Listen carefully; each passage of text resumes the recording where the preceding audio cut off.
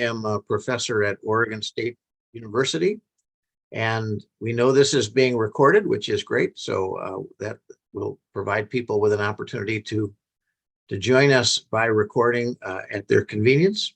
Thank you for being here.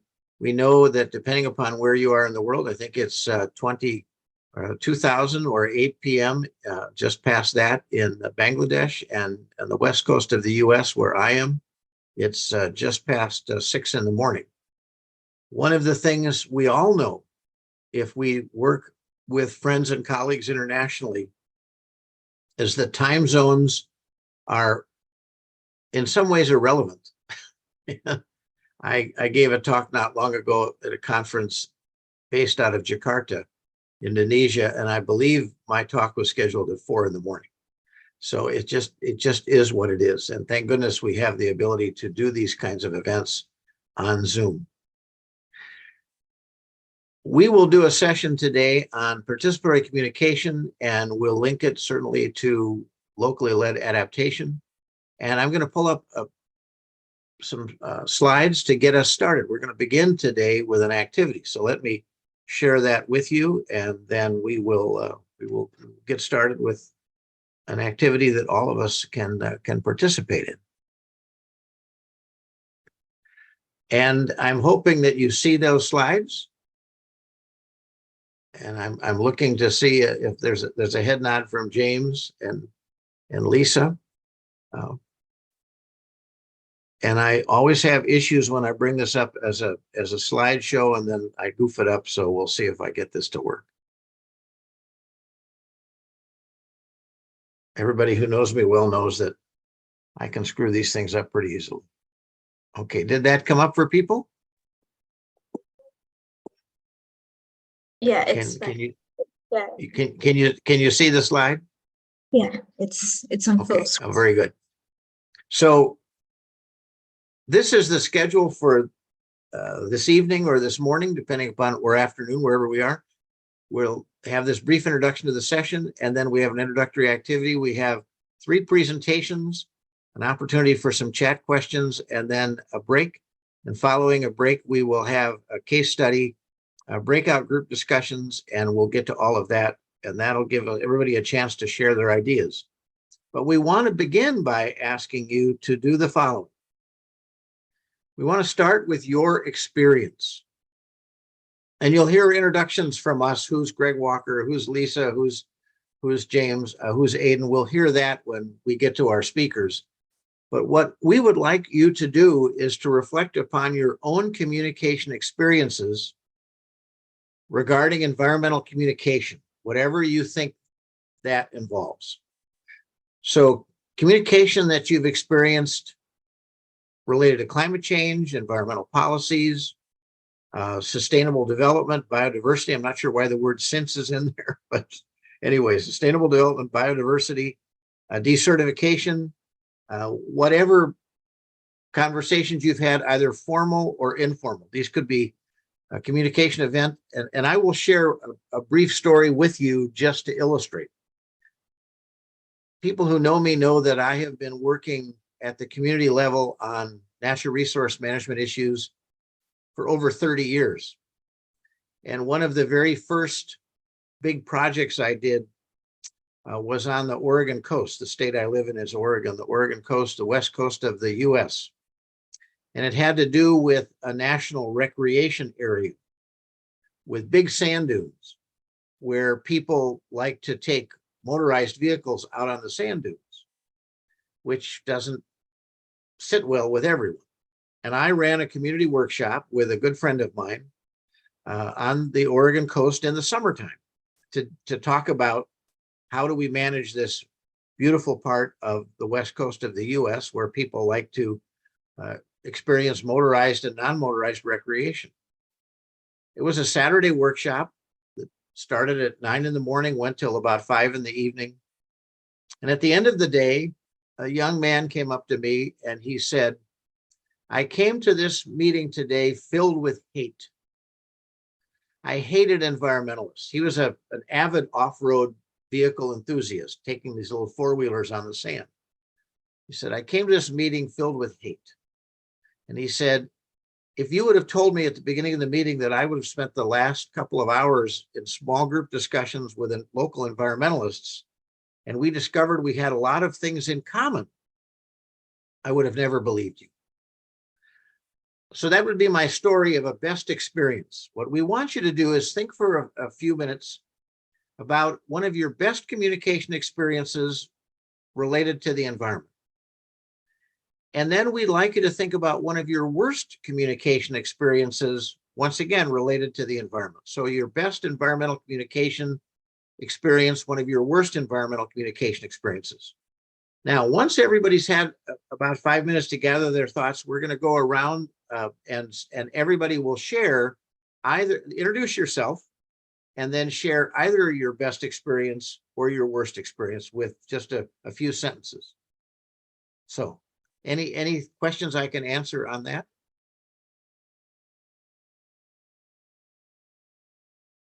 Well, then let's take a little bit of time for each of us to think about a best experience, a best communication experience related to the environment, or a worst communication experience. And then we'll begin in just a few minutes, and we'll ask Lisa and James and Aiden to tell us an experience now that I've shared mine and you all have an idea. And then we'll go around the virtual room, so to speak, and everyone can introduce themselves from there. Okay, let's take a few minutes.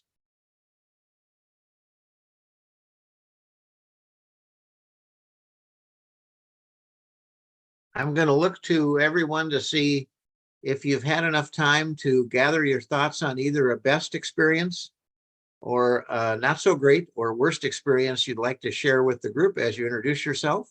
Do we have people had enough time?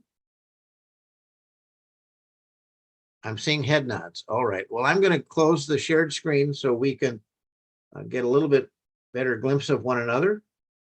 And there we go. So what I'd like you to do is, and we'll ask our presenters to do this first, and then we'll just go around and I can call on people. Introduce yourself, please. Tell us who you are, where you are, and then share with us either your best story or worst story.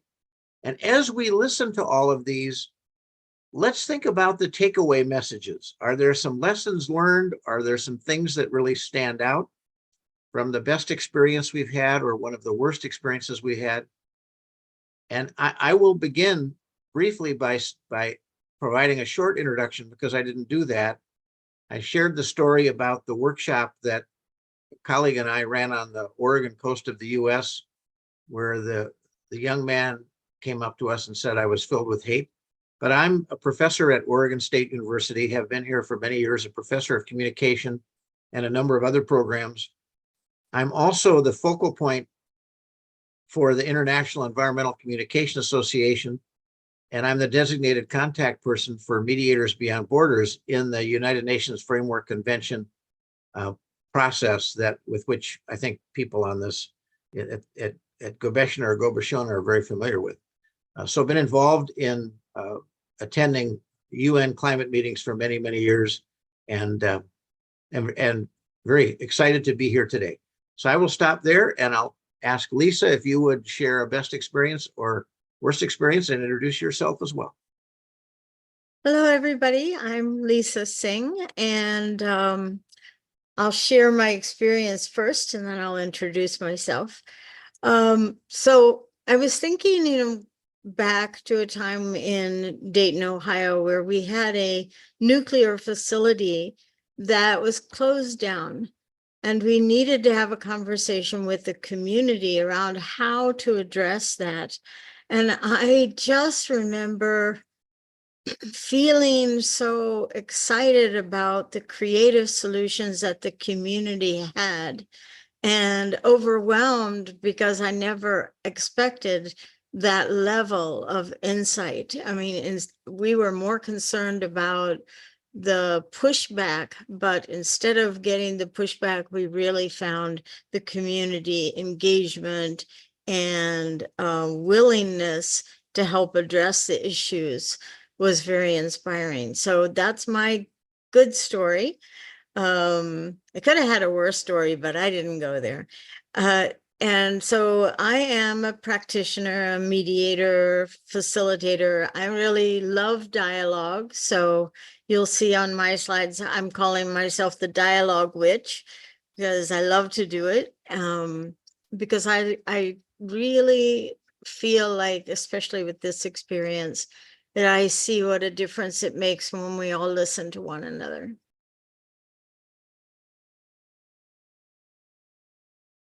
So who's next? Thank you, Lisa. James.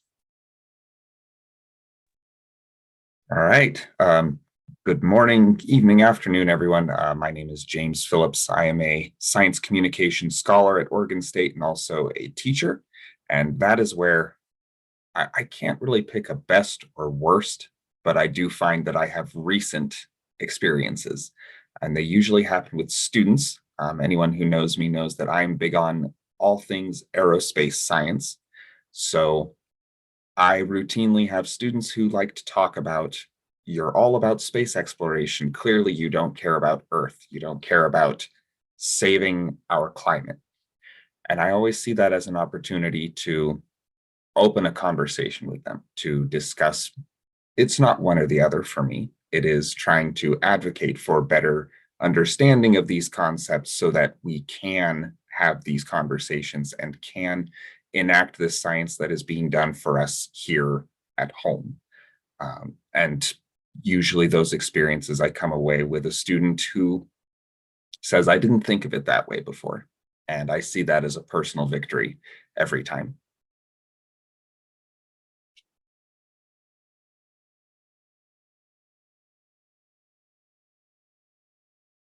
Go to Aiden. Yes. Hello, I'm Aiden. I, much like James, am a student at Oregon State University. I focus more in environmental communication. I also teach. And much like James, I have a little bit more of a recent rather than a true best or worst. But I recently had a student come to me after presenting material, and they were concerned that what I had said regarding the environment wasn't true. I had been talking about, we have like the 97% consensus understanding minimum. And they're like, that doesn't seem right. I feel like that just isn't true. So we had a good conversation about what consensus in environmental understanding looks like, and that climate change is in fact real. And they walked away with a very similar, hadn't thought about it like that before, and then came back and were like, oh, I see what you're saying, and I was wrong. And hearing a student say that they were wrong and they learned something is always impressive and definitely a victory. Thank you very much, Aiden. Let's now go to our participants, and I'm going to call names out that I just see on my screen. And if you'd be so kind again to introduce yourself and share a best experience or a worst experience around communication and the environment. And I see Farhana, if I might.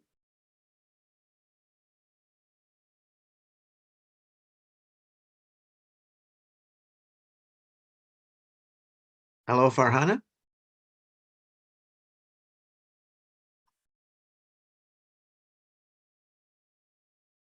I don't hear Farhana, so we will go on my screen to Faisal, MD Faisal.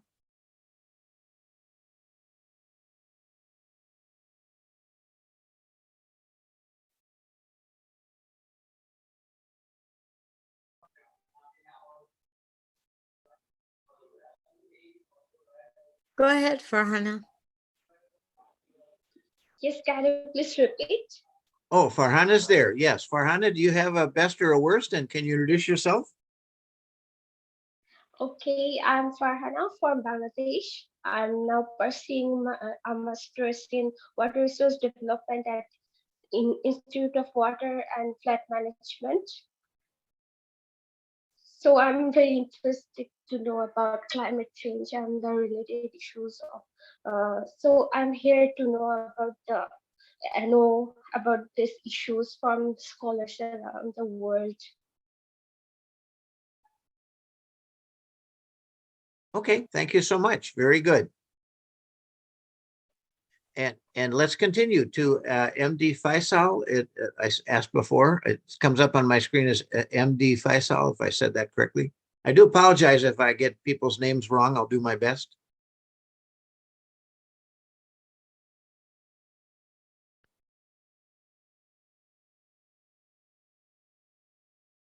Let me pass on that. We can come back. Madiha, is Madiha there?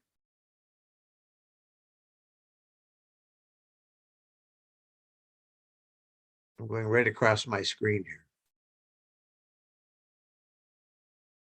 Is Madiha there? Oh, there we go. Yes. May you introduce yourself and share a story of best or worst?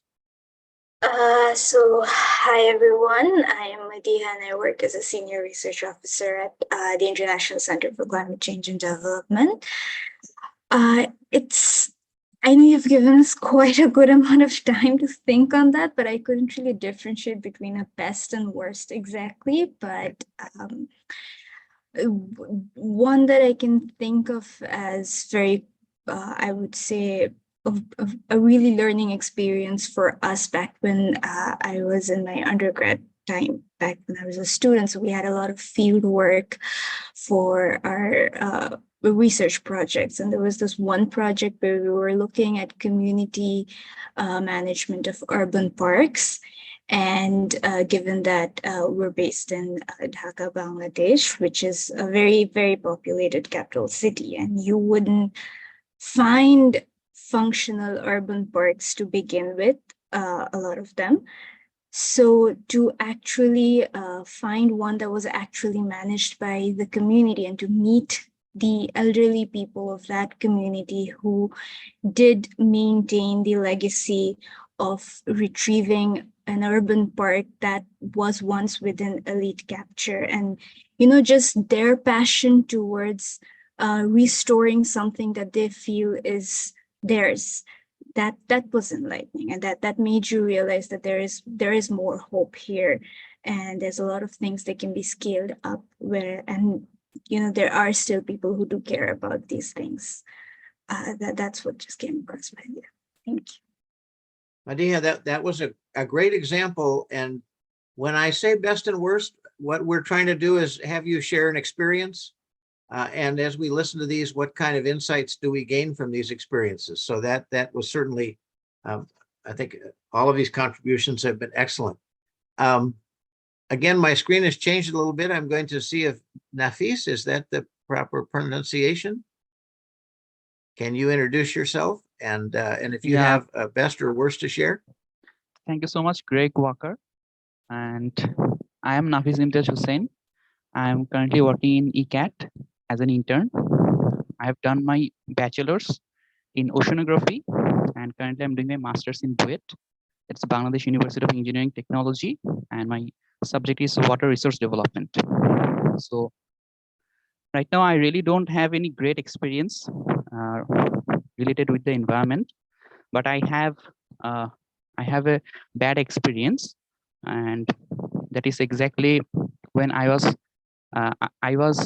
traveling into the coastal areas of Bangladesh, and at that place there were the fishermen who were actually catching fishes.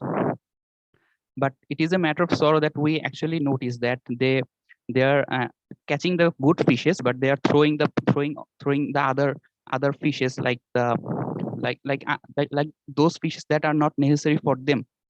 For example, there was a crab, you will be knowing that, called horseshoe crab, which is very important for the ecosystem and for the economy as well. So the fishermen were just throwing the horseshoe crab from their nets. Like those crabs were not necessary to them, but the fact is that they actually don't know the importance of those crabs. So that was a bad experience for me. That here's the main fact is that they don't have the knowledge about the specific species or the importance of those species. They only know the species, the importance of those species that are necessary for them. So this is not the fault of those fishermen, but it's a fault of us, the people, or the or those people who actually have that knowledge. So it is very necessary for us that we actually send the actual knowledge to the fishermen also. So that's all from me. Thank you. Again, an excellent story to share. Thank you so much. I'm looking across the top row here, and good friend and colleague, Dr. Yenny Ma, I see your name there, and you just popped up on the screen as the next person. So Yenny, can you introduce yourself, and perhaps you have a story to share, a best or worst? Sure, I'm Gregg's colleague and I do environmental communication for years. I can't recall any like best experience because I'm always waiting for a better experience right now. Everyone is concerned about the environment, but not everyone actually, someone do not. I think this is something about what I experienced and observed. So we are living in Oregon. I assume like many people around us are concerned about environmental like climate change and the environmental issues. But the truth is sometimes here we have like snow now, and there are multiple people posting online saying like, you are all talking about climate change, but where is climate change? We are freezing right now. It's not happening. So that is kind of the worst thing we are experiencing in recent years because we have a lot of extreme weathers and people are still doubting about climate change. And now the best but a more fulfilled moments is also in my classroom. So I taught science communication for multiple times, and one time, one student who identified himself as a Republican before and mentioned to me that he just believed in climate change because he witnessed the lowered water band when he visited a lake. And at that moment, he thinks, okay, it is actually happening. I didn't think it was true until I saw like there is less water now. So I think that is very impressive because I think we really need people to experience it in natural environment or at least observe it in our nature so that we can be more persuasive. But climate change is so complicated, and that's why even though we are seeing or witnessing the counter examples of climate change or global warming, we can still try to use different examples to show people the results and consequences. Yeah. Thank you, Gregg. Thank you, Yenny. Thank you so much. These are all great examples. Let's keep going. And I'm going to go across my, again, my screen. And I think it's Lutfor. I apologize for mispronouncing that. Are you there to tell us who you are? Yeah. Oh, there we go. Hi.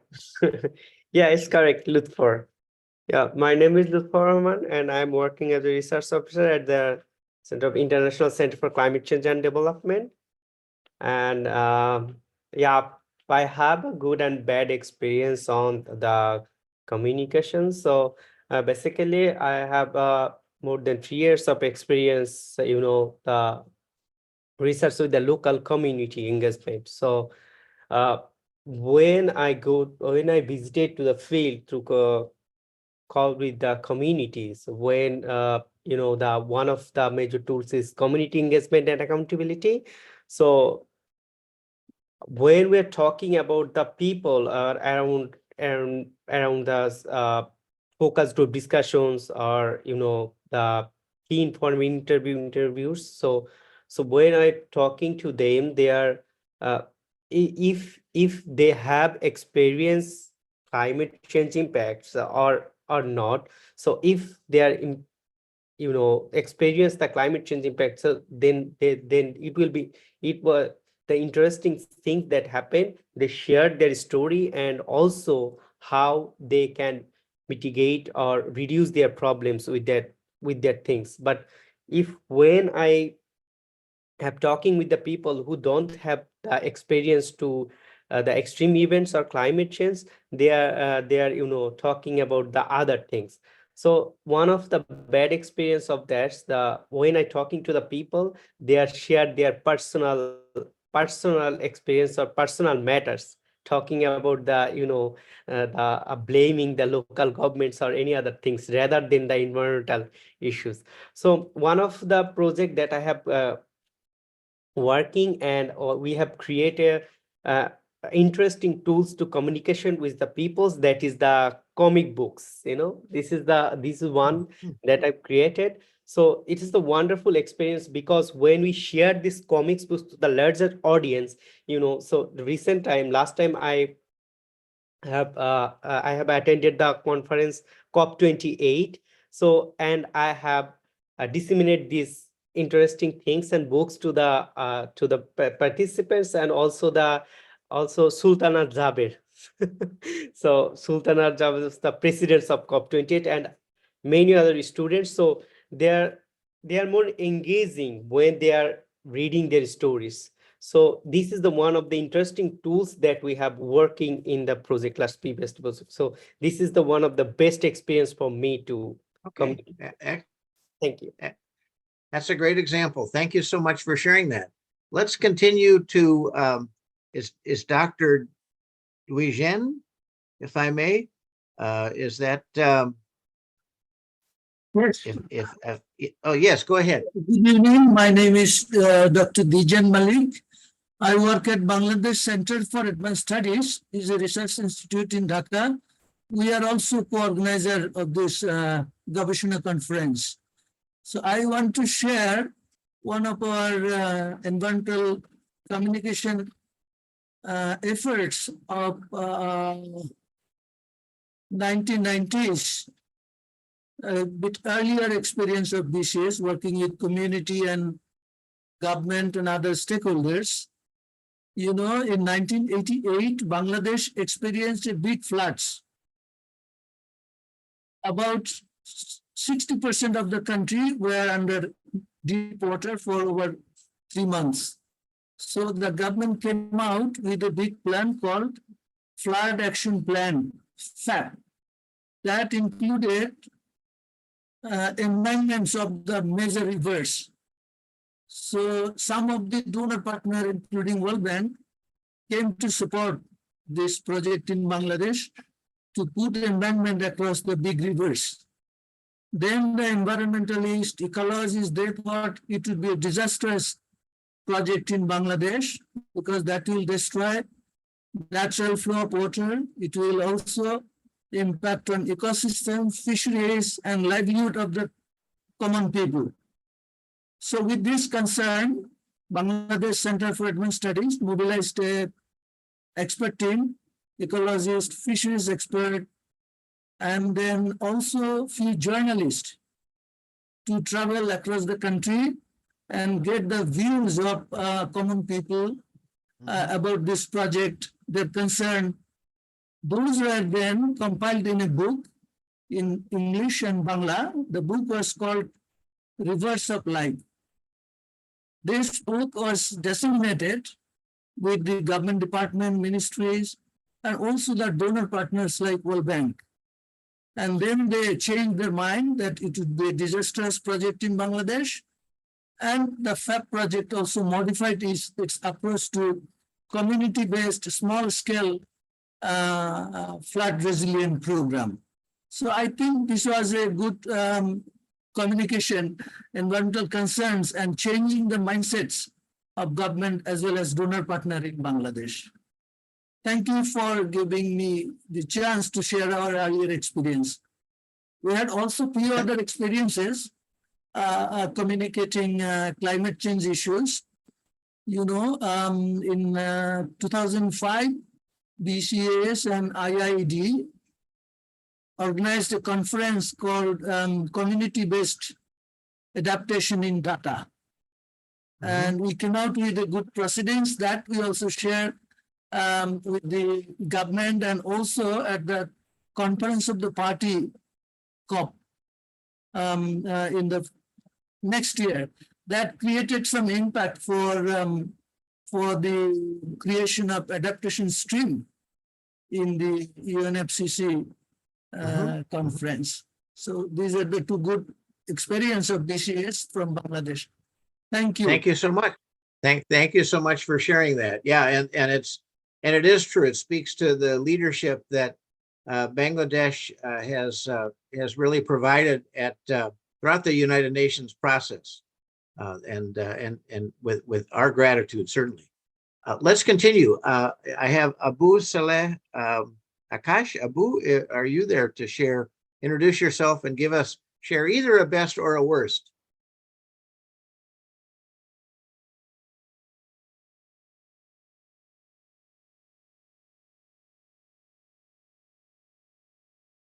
I don't hear anything from Abu.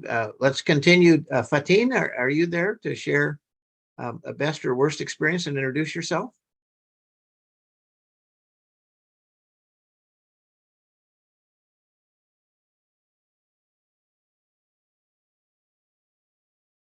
Then we will continue. Oh, yeah, Fatina is there. Yeah. Thank you so much for giving me the floor. So if I have to share an experience, I'm not kind of want to differentiate between this is if it's a worst or a best experience. But what I can share is like I got an opportunity to go on a field visit for a project named evidence-based loss and damage, and for that, I had to take some interviews from local communities, which was held in Borishal, which is a district in Bangladesh, and where I have I was I was taking interviews of some local communities. One of the communities was Manta community. The people were actually the people were actually literally living in their boats. They don't have any house or anything, so I was taking their interviews, and of a part of my interview, I was asking them, and I was like, because they speak in a local language, they don't have idea about what is loss and damage, what is non-economic loss and damage, and etc. So I was trying to familiarize them with the concept with non-economic loss and damage to be so that I can get their experience. But when I shared what it is, and I wanted to hear from them, and what I heard actually really affected me, and to be honest, I can forgot that, because I've realized they didn't just only know the concept of non-economic loss and damage, but they're living non-economic loss and damage. They're every day they are losing people of their family, and they're losing everything. To be honest, they have to migrate from one place to another. They don't have actually literally anything. And to be honest, that's the moment, the first moment I realized that we are the one actually learning from them, and it wasn't us who was learning from them. We were the one who were learning from them. So it was quite of experience for me. And to be honest, that was the first time I also realized that they are not only forefront of knowing this or facing this kind of loss and, to be honest, experiences, but also they are the one who are coming up with the strategies how to adapt to this kind of situations as well.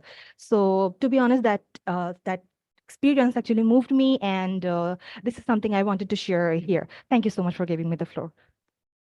Absolutely. Once again, so many good experiences that we have, and bad experiences, good stories to share. Let's continue with is it Shuli? Shuli Akhtar, do I have that correct?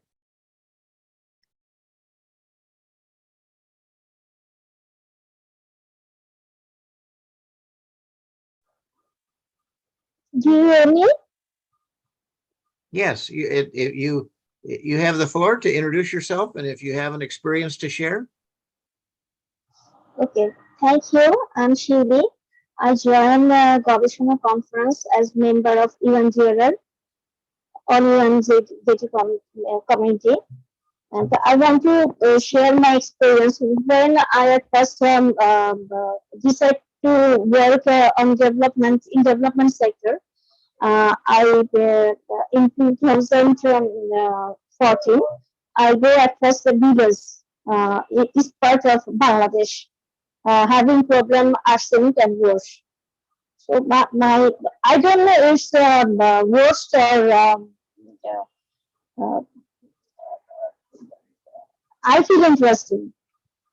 The villagers, I go to the villagers. They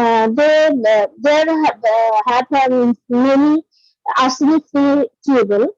They bring water when I go there. Go the villagers. They bring water for me from the tables of arsenic-free, but they themselves don't drink the water from arsenic-free table. It makes me interesting. I become surprised why they do it. The, it's my experience I from them.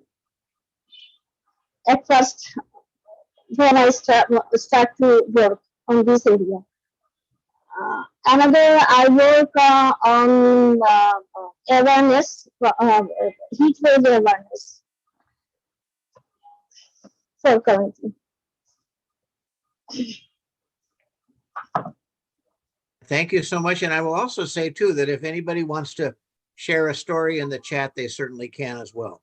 It looks like we have 3 people still to go. Jesse, a friend and colleague from the US, also up a little early. If you have, introduce yourself and perhaps share a story, a good experience or a not so good. Hi, everyone. Good morning, good evening, welcome. Lovely to see you all. So I am a graduate student in the US and I study environmental justice and environmental justice communication. I'm especially interested in climate justice and thinking about climate decision making and how to make those spaces more just. So for me, I have kind of a good and a bad story. It's kind of a mixed bag. My university, the University of Utah, has been working on developing their new climate action plan. And they've been working on this for the past couple of years. And their kind of key goal for this plan was that they wanted to center equity and justice throughout the plan. So they hired some equity consultants and brought them in. And they had these equity consultants lead these community listening sessions. So they got the people that are most impacted in the Salt Lake Valley to come in and kind of share what are their needs, what are the things that they want to see represented in the plan. And so that was a really good thing. It was really wonderful to see kind of that community engagement, especially from the university, which often feels kind of isolated from the Salt Lake Valley. The kind of bad from it is that a lot of the good work that they did on equity has been undermined by the state legislator. So the state legislators have basically passed this new law that is basically saying we can't really talk about diversity, equity, and inclusion, or kind of use that framing. So a lot of the things that they kind of had represented in the plan, it's still there, but it's not as overt. And so it's kind of undermined a lot of that process and how they can move forward. So I'm interested to see what they're going to do next, but it definitely is has been difficult to kind of see such a good process and kind of see how that's been impacted by the state legislator. Thank you, Jesse. And of course, as we listen to people's stories, it's interesting the number of people who say they had an experience that had both a bad component and a good component, which is certainly relatively common that what we see that. I'm looking at Magnus. Are you there to introduce yourself and share a best or worst experience? Hi, Greg. Thank you. This is Magnus.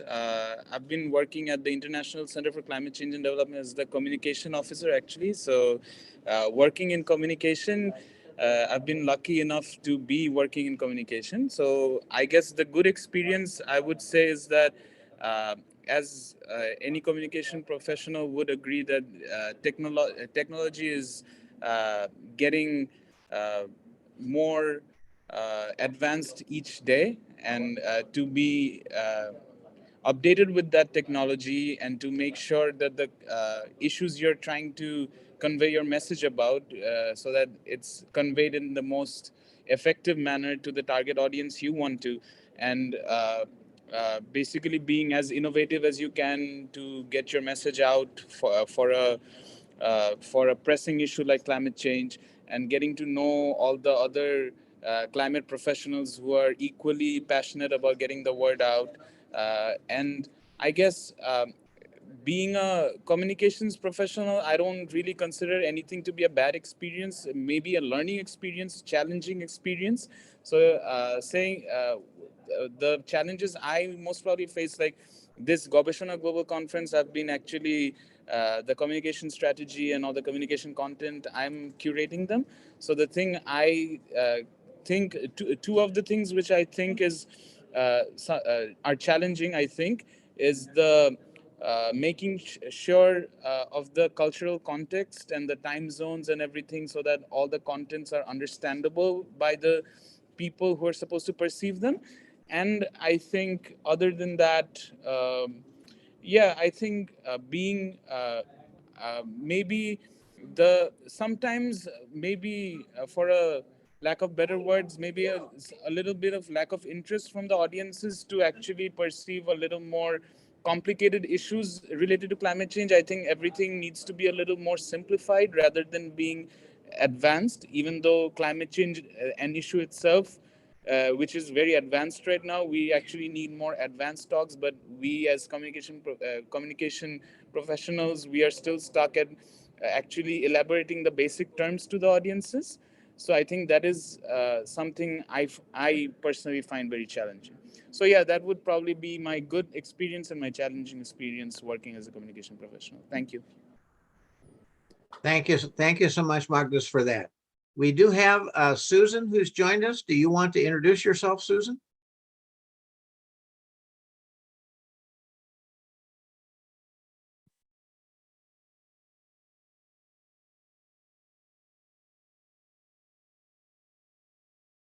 I don't hear anything. How about, and I think, have I missed anyone?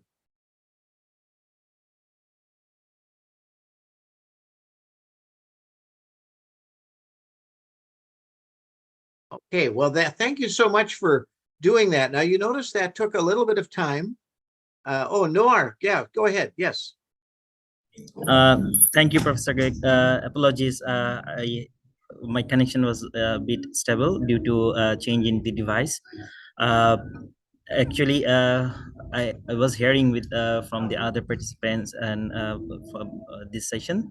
So let me introduce myself. I am Noor. I'm working at ICAT and coordinating ICAT partnerships program. So my major affiliation with is to maintain collaboration with institutions, partners. And what I am supposed to do in this institute is to maintain the it's like two-way collaboration with international partners as well as the national partners.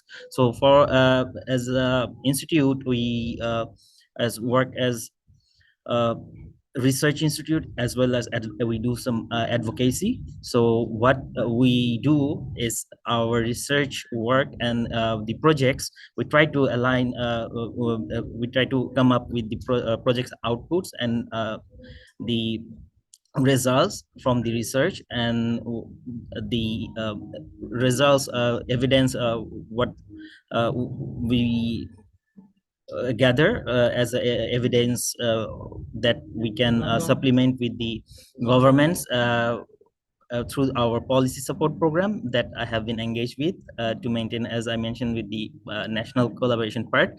So the policy support program, one of the main driver of that program is to do the learning hub event. So it was a very this one was initiated by Professor Salimul Haq sir around 2015 or 14. And so far we had do more than 60 learning hub events, and it's been well accepted within the government institute. Like what we do, we share with them, the government then have an event with all the line ministries, policymakers under in presence of the secretary, sir. So we have a participation with all of the actors, with the relevant ministries and policymakers, practitioners, to have an open discussion And what we have lots of policy, like recently we have the National Adaptation Plan, Mojib Climate Prosperity Plan. So lots of plan, but what we need is like a good example that will need to be implemented and we can replicate. So these sort of our project evidence and research outputs we share with government, so they can have a better implementation and upscale to the implemented projects. And then again, with the partners from our the project partners, we do have some sort of collaboration to like how we can capacitate with the government. It's our ultimate goal. So this is the experience I'm sharing about Good. my personality and job. Thank you. Well, thank you for sharing that. And as we've listened to these stories, you might reflect on the things that stood out to you about learning, about communicating both vertically and horizontally. By that I mean across the communities, as well as kind of up the hierarchy to the ministries, and obviously the importance of making the conversations very accessible and sharing the scientific and technical knowledge, but also elevating the importance of the indigenous or community knowledge. So this exercise is one that I have used in various ways for many, many, many years to get a workshop started, a seminar started. It took some time, but what it does model participatory communication. Yes. And it also provides a way of showing that there is no one in the room who is necessarily more knowledgeable or the expert in the room. And we all have experiences to share. We all have lessons and insights to share. And so I wanted you to experience this as a way to get us started. I'm going to now transition to the 3 presentations. They'll take a few minutes. I will go first and bring up some slides. And then as you have comments and questions, please put them in the chat. We'll have some time to look at those before we take a break and then transition to a case study. So let me pull up on the shared screen this other set of slides that I have and get things started here. Let me see where I am. I have to get out of the right stuff here. This is where I always have a challenge. So let me get to where we need to be, and I think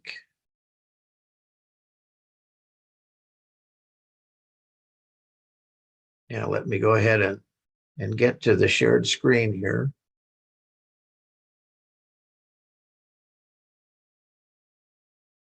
See if I have the right, here we go.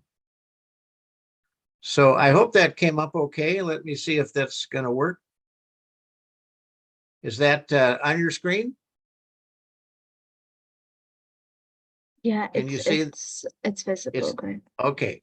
So I'm not going to go through all these slides in great detail. Some of these things will be very obvious. I'll get to the material that I think you might find the most interesting, and then we'll be followed by Lisa and then Aiden and James, and then we'll have a chance for some discussion before we take a break.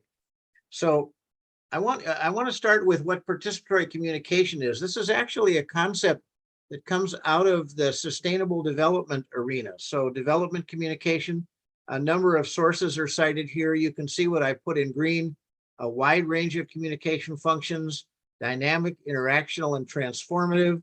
And then this last one that comes from the Food and Agriculture Organization of the UN in a booklet on this. It's participatory communication highlights the importance of cultural identity, concerted action and dialogue, local knowledge, and stakeholder participation at all levels, international, local, and individual.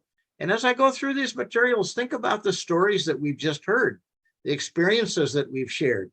You'll see that as I listened to them and took notes on them, I noticed a number of the stories resonated well with the idea of something being transformative, the importance of cultural identity, of local knowledge, and how communication functions in so many different ways.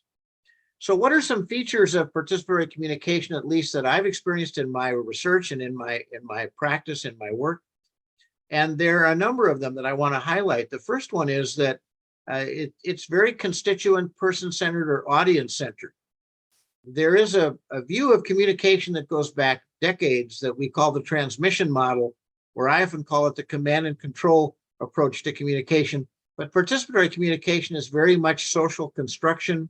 Messages are interpreted, meanings are created by the participants themselves. Participatory communication is very pluralistic, encouraging a wide range of ideas.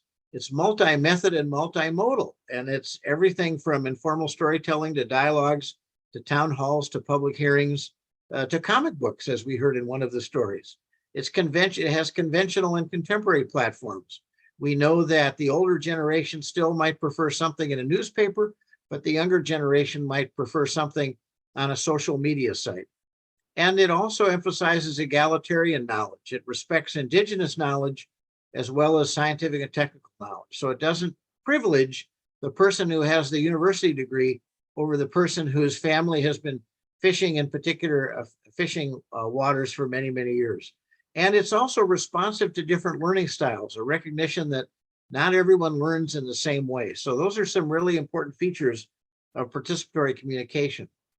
Now, we're linking this to locally led adaptation, with which I think many of us are very familiar. So we don't need to read all of the text here, but I wanted to put on these slides what the International Institute for Environmental Development, how they identify locally led adaptation. The World Resources Institute, you can see a definition there, the emphasis on local stakeholders, local communities. We need a shift from the status quo from current top-down approaches to a new model. And again, these are things that I think people in our session today know very well. And then a much longer definition from the Global Center on Adaptation. And the point made here that I like is that people and communities are on the front lines of climate change, and they are often the most active and innovative in developing adaptation solutions. And I think, again, we heard some of that come through in a number of the stories that you shared over the last few minutes.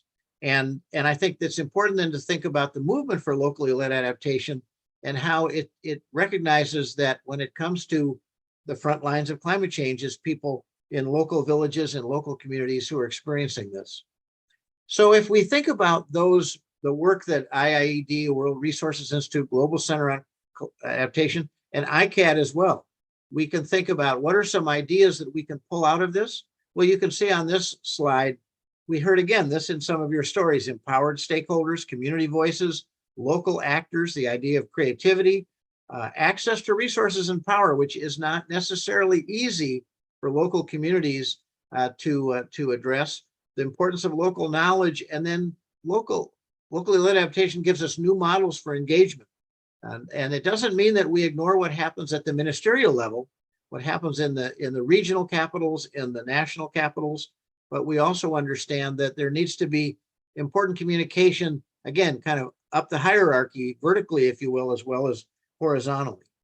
Now, the principles of locally led adaptation, I think, again, many of you are familiar with them, but for those of you who may not be, they're again, very, very innovative when it comes to empowering local voices to take actions that are important to their livelihoods. And you can see, again, a number of them that stand out for me: devolving decision-making, building a robust understanding of climate risk, ensuring transparency and accountability, collaborative action, addressing structural inequalities by women, young people, children, disabled, displaced, indigenous peoples, and marginalized groups. So you can, again, see in these locally led adaptation, you can start to say, well, seems like participatory communication might relate to all of these in some way. And it leads to the idea that just as there are principles for locally led adaptation, are there principles for participatory communication? And this is something that my colleagues and I have developed for many years in our work with communities around environmental issues. I've been a pracademic or working in the field for over 30 years, and these are principles that have really guided us when we encourage pluralistic approaches, collaborative approaches, and we call them the principles of participation and collaboration, and the acronym is FAITH, and you can see what that refers to. We need to make sure that our communication is fair, that it includes accountability for the things we say and do, that it provides people with access to information, access to decision-making, access that plays out in participation. It is inclusive. It doesn't exclude groups. It reaches out to groups. It's transparent. If people want to know what is the process we're using and how will decisions be made, and it's honest. And if you add all of these up, if we do processes related to participatory communication and locally led adaptation that are fair, accountable, accessible, inclusive, transparent, and honest, the emerging property that comes from the interaction of all of this is that we trust each other. And we find a lot of value in working together and sharing our ideas and testing our ideas. And you'll hear more about that from both Lisa and Aiden and James as we talk about dialogue and argument. So if we think about locally led adaptation and participatory communication, you can recall these LLA principles, and I've just listed some of them. And again, I've mentioned some of these already. And it means that what we really need to do is include in locally led adaptation efforts, we need to include opportunities for meaningful and impactful communication. So that, and we heard that again in a number of your stories where we've learned a lot by listening to people who are on the front lines and can tell us what they have seen. The fishing family, the farmer, the business owner who've seen changes over 20, 30, 40 years. And that knowledge is important as part of our understanding climate impacts.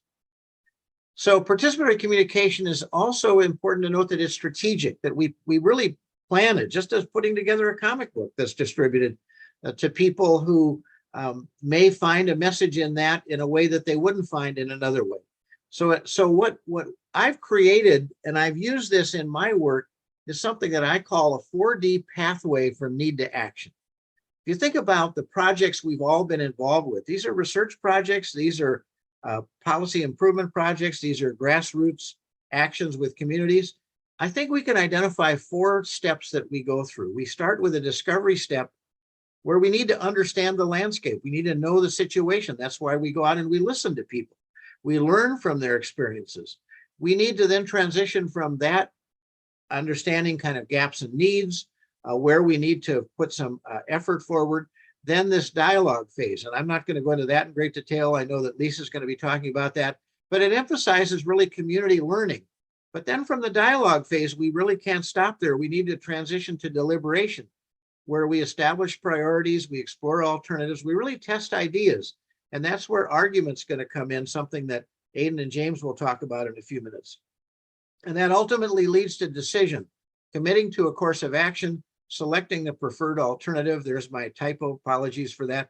Developing a plan for implementation and evaluation. And it looks something like this, that we engage in discovery and dialogue and deliberation and decision. But as we get to decisions, we then recognize that we're implementing, we're monitoring, we're evaluating, we're improving, so we can continually revisit any of these steps in the pathway. And so what I've got here in the last few slides, again, I won't go through every single bullet, but modalities for participatory communication.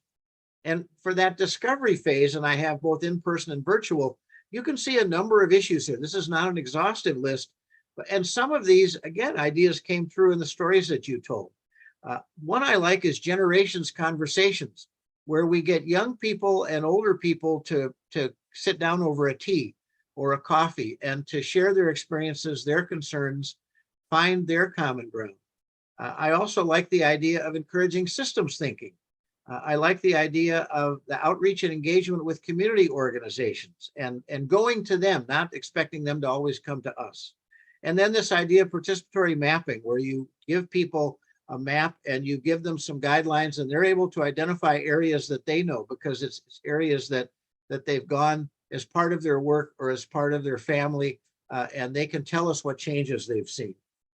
Modalities of dialogue, a lot of different ones. And again, I'm not going to go into great detail here. We're going to hear more about dialogue in just a bit, but there are a number of different approaches that can be done. And we know that there are these culturally grounded approaches, like the popularity of the Talanoa dialogues as part of the United Nations Framework Convention on Climate Change process of a few years ago. We know that at the COPs, at the meetings in Bonn every June, there's been a popularity with a World Cafe kind of approach. So there are a lot of different modalities or tools we can use, certainly for dialogue. For deliberation, there are, again, a variety of modalities, something that I call skepticism sessions, when I invite people to test ideas and say, okay, where are your doubts? Where is your skepticism? Another one that I've used before, I call them point and counterpoint teams, also known by other names. And I try to find a name that is culturally responsive, sometimes like benefits and consequences, where you ask people to take a side on a particular alternative and advocate for it, and then test the ideas of the other side as we try to discover what makes for the best decision. So again, a variety of modalities that relate to deliberation. And then the modalities of decisions, you can see again, a variety of ideas here. How do we engage in consensus, and what form of consensus do we take? Most groups I work with want consensus decision-making, but also want to respect those who struggle with the consensus decision and want to voice a different point of view. We call that respect for minority views. Developing work plans and timetables, scheduling periodic reviews, a kind of stock taking, if you will. All of that becomes part of this decision phase. And then, of course, there are a lot of different tools that we can use at any of these areas, whether it's discovery, dialogue, deliberation, or decision. And again, we heard this in some of your stories, the importance of field trips, of inviting people to tell their stories, to share those stories. Sketching and cartooning, I've used before, not creating a comic book. That's an interesting idea. Building situation or systems maps, talking stick, community photography. And then this last one I always put down, I call it food and informality, that we bring people together and we just don't have them talk and listen. We have them eat and drink a tea, a scone, whatever it might be, a lunch. The informal conversations become powerful as well. And again, none of these lists are by any means exhaustive. I just wanted to share with you some of the ideas that I've had over the years from the work that I've been involved with.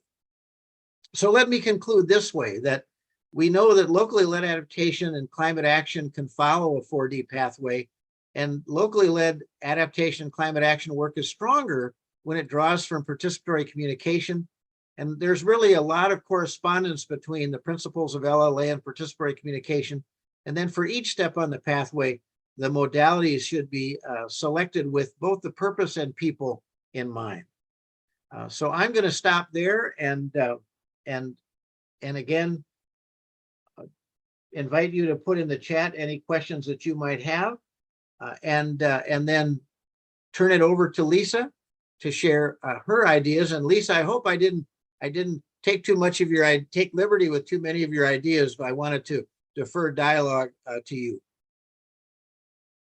And I think you can share your slides. And again, Yeah, please thank put you so questions much. Yeah, Greg, yes, thank go you so much. That was so comprehensive. I didn't cover nearly as much. Although I have lots of ideas in my head, but I'm going to continue with the, let me pull up my PowerPoint slides. All right, here we are. As Lisa's getting ready, please, questions and comments, keep them in mind and put anything in the chat, and we'll have a chance for some questions and comments after we've heard the next two presentations. So really, I am talking about how you can support locally led initiatives. So I don't mention it a lot, but that's what it is about. And I'm calling myself the dialogue magician. Like, hey, why not? And so that's why I got this cute little girl here. And by the way, I used AI for my slides. I'm really big on even utilizing things like AI to make pictures. So, what do dialogue process do mainly? And I think one of the interesting things that is in a lot of research is a lot of scientists came to this, used to feel like, okay, we just need to put information out there and then people will, listen to it and they'll change. But then that around early 2000, a lot of emphasis came on dialogue because they found out that people don't change just because you told them that this is the way it is, that they need to have a little bit more of a part in the change. And so if we want local communities to change, we need to include them in the process. And so really giving them quality information and access to quality information, and then including them, that's what dialogue starts to do. It starts to include people in the process and open up their thinking. And the beauty of locally led is that there is a lot of knowledge that's in the community that often gets lost. There are old systems and old ways of doing things that get lost. So I think of that, you know, in terms of having that conversation, but also surfacing information. We like to think we have all the information, but we don't.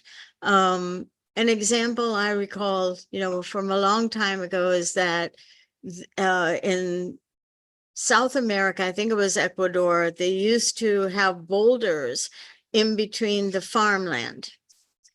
And they would raise crops with these boulders there in between the croplands. And then some Westerners came and said, you know, why are these boulders in the way? You've got to move these boulders.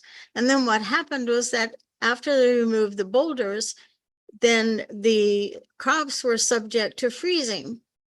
And what the traditional method showed was that the boulders produced heat that kept the crops warm.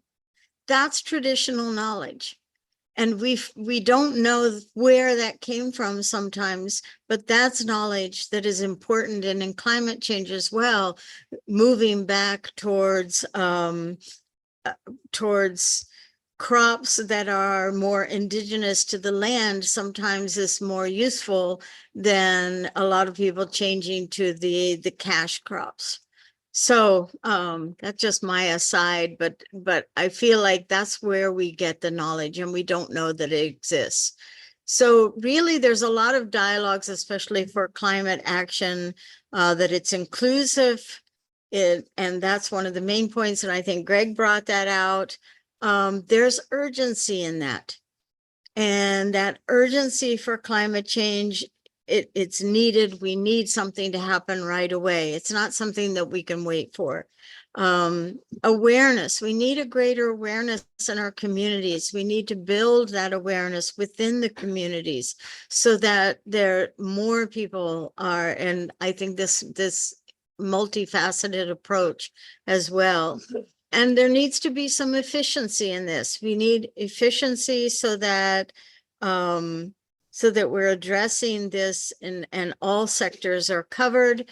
We need transparency and accountability. That's another part of this. And this is all from the World Bank. This is stuff that the World Bank put out in terms of what is needed for climate action. If you look at also good practices, what are good practices in dialogue? What does that mean?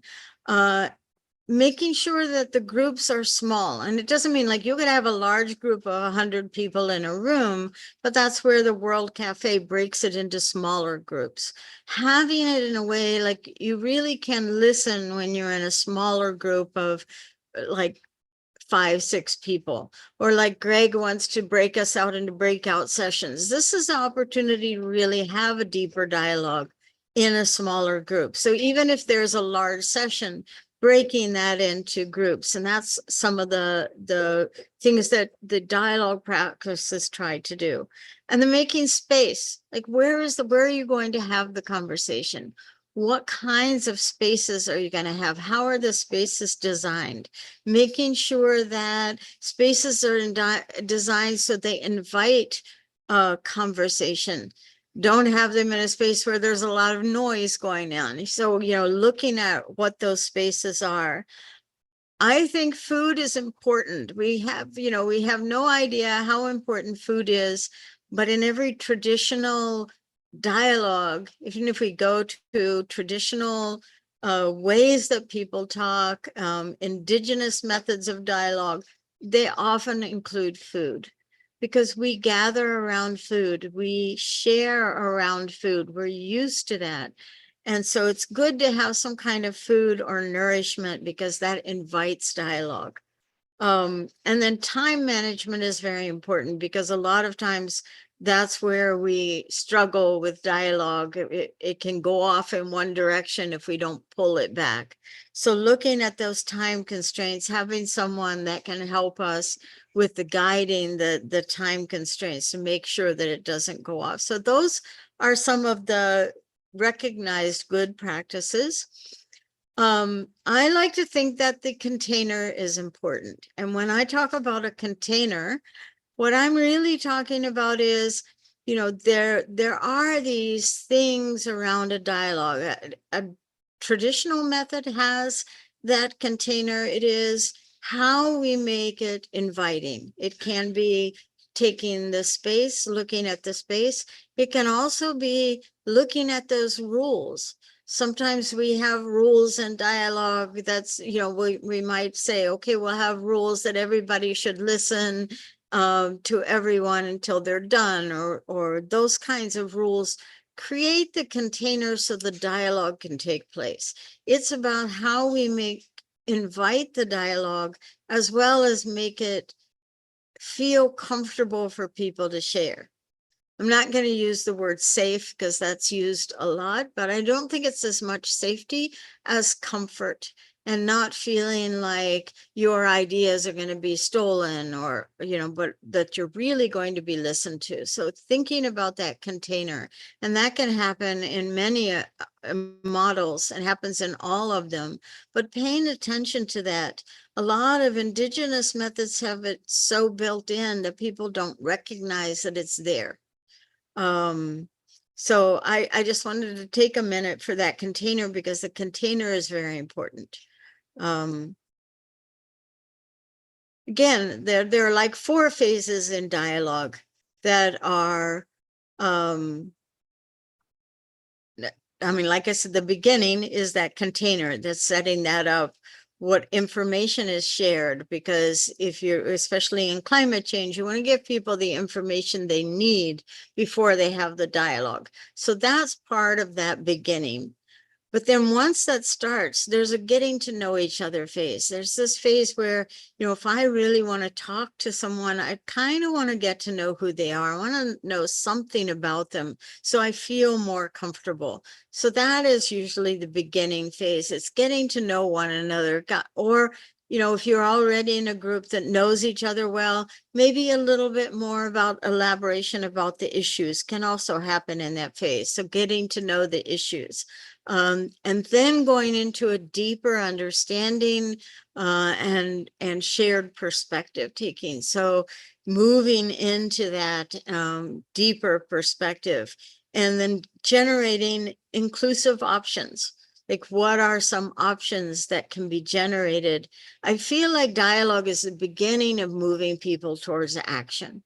And I like, you know, Gregg's step, because after that, you have to get to some decision making, especially over some and some strategic planning.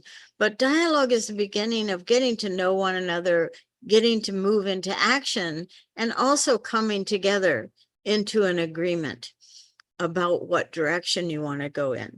So getting into those inclusive options, what works for everybody, and discussion and evaluation of the options is that last phase. So in those 4 phases, one of the things that I tell people, and this is a big me thing, is that you should always allow for space for dissent.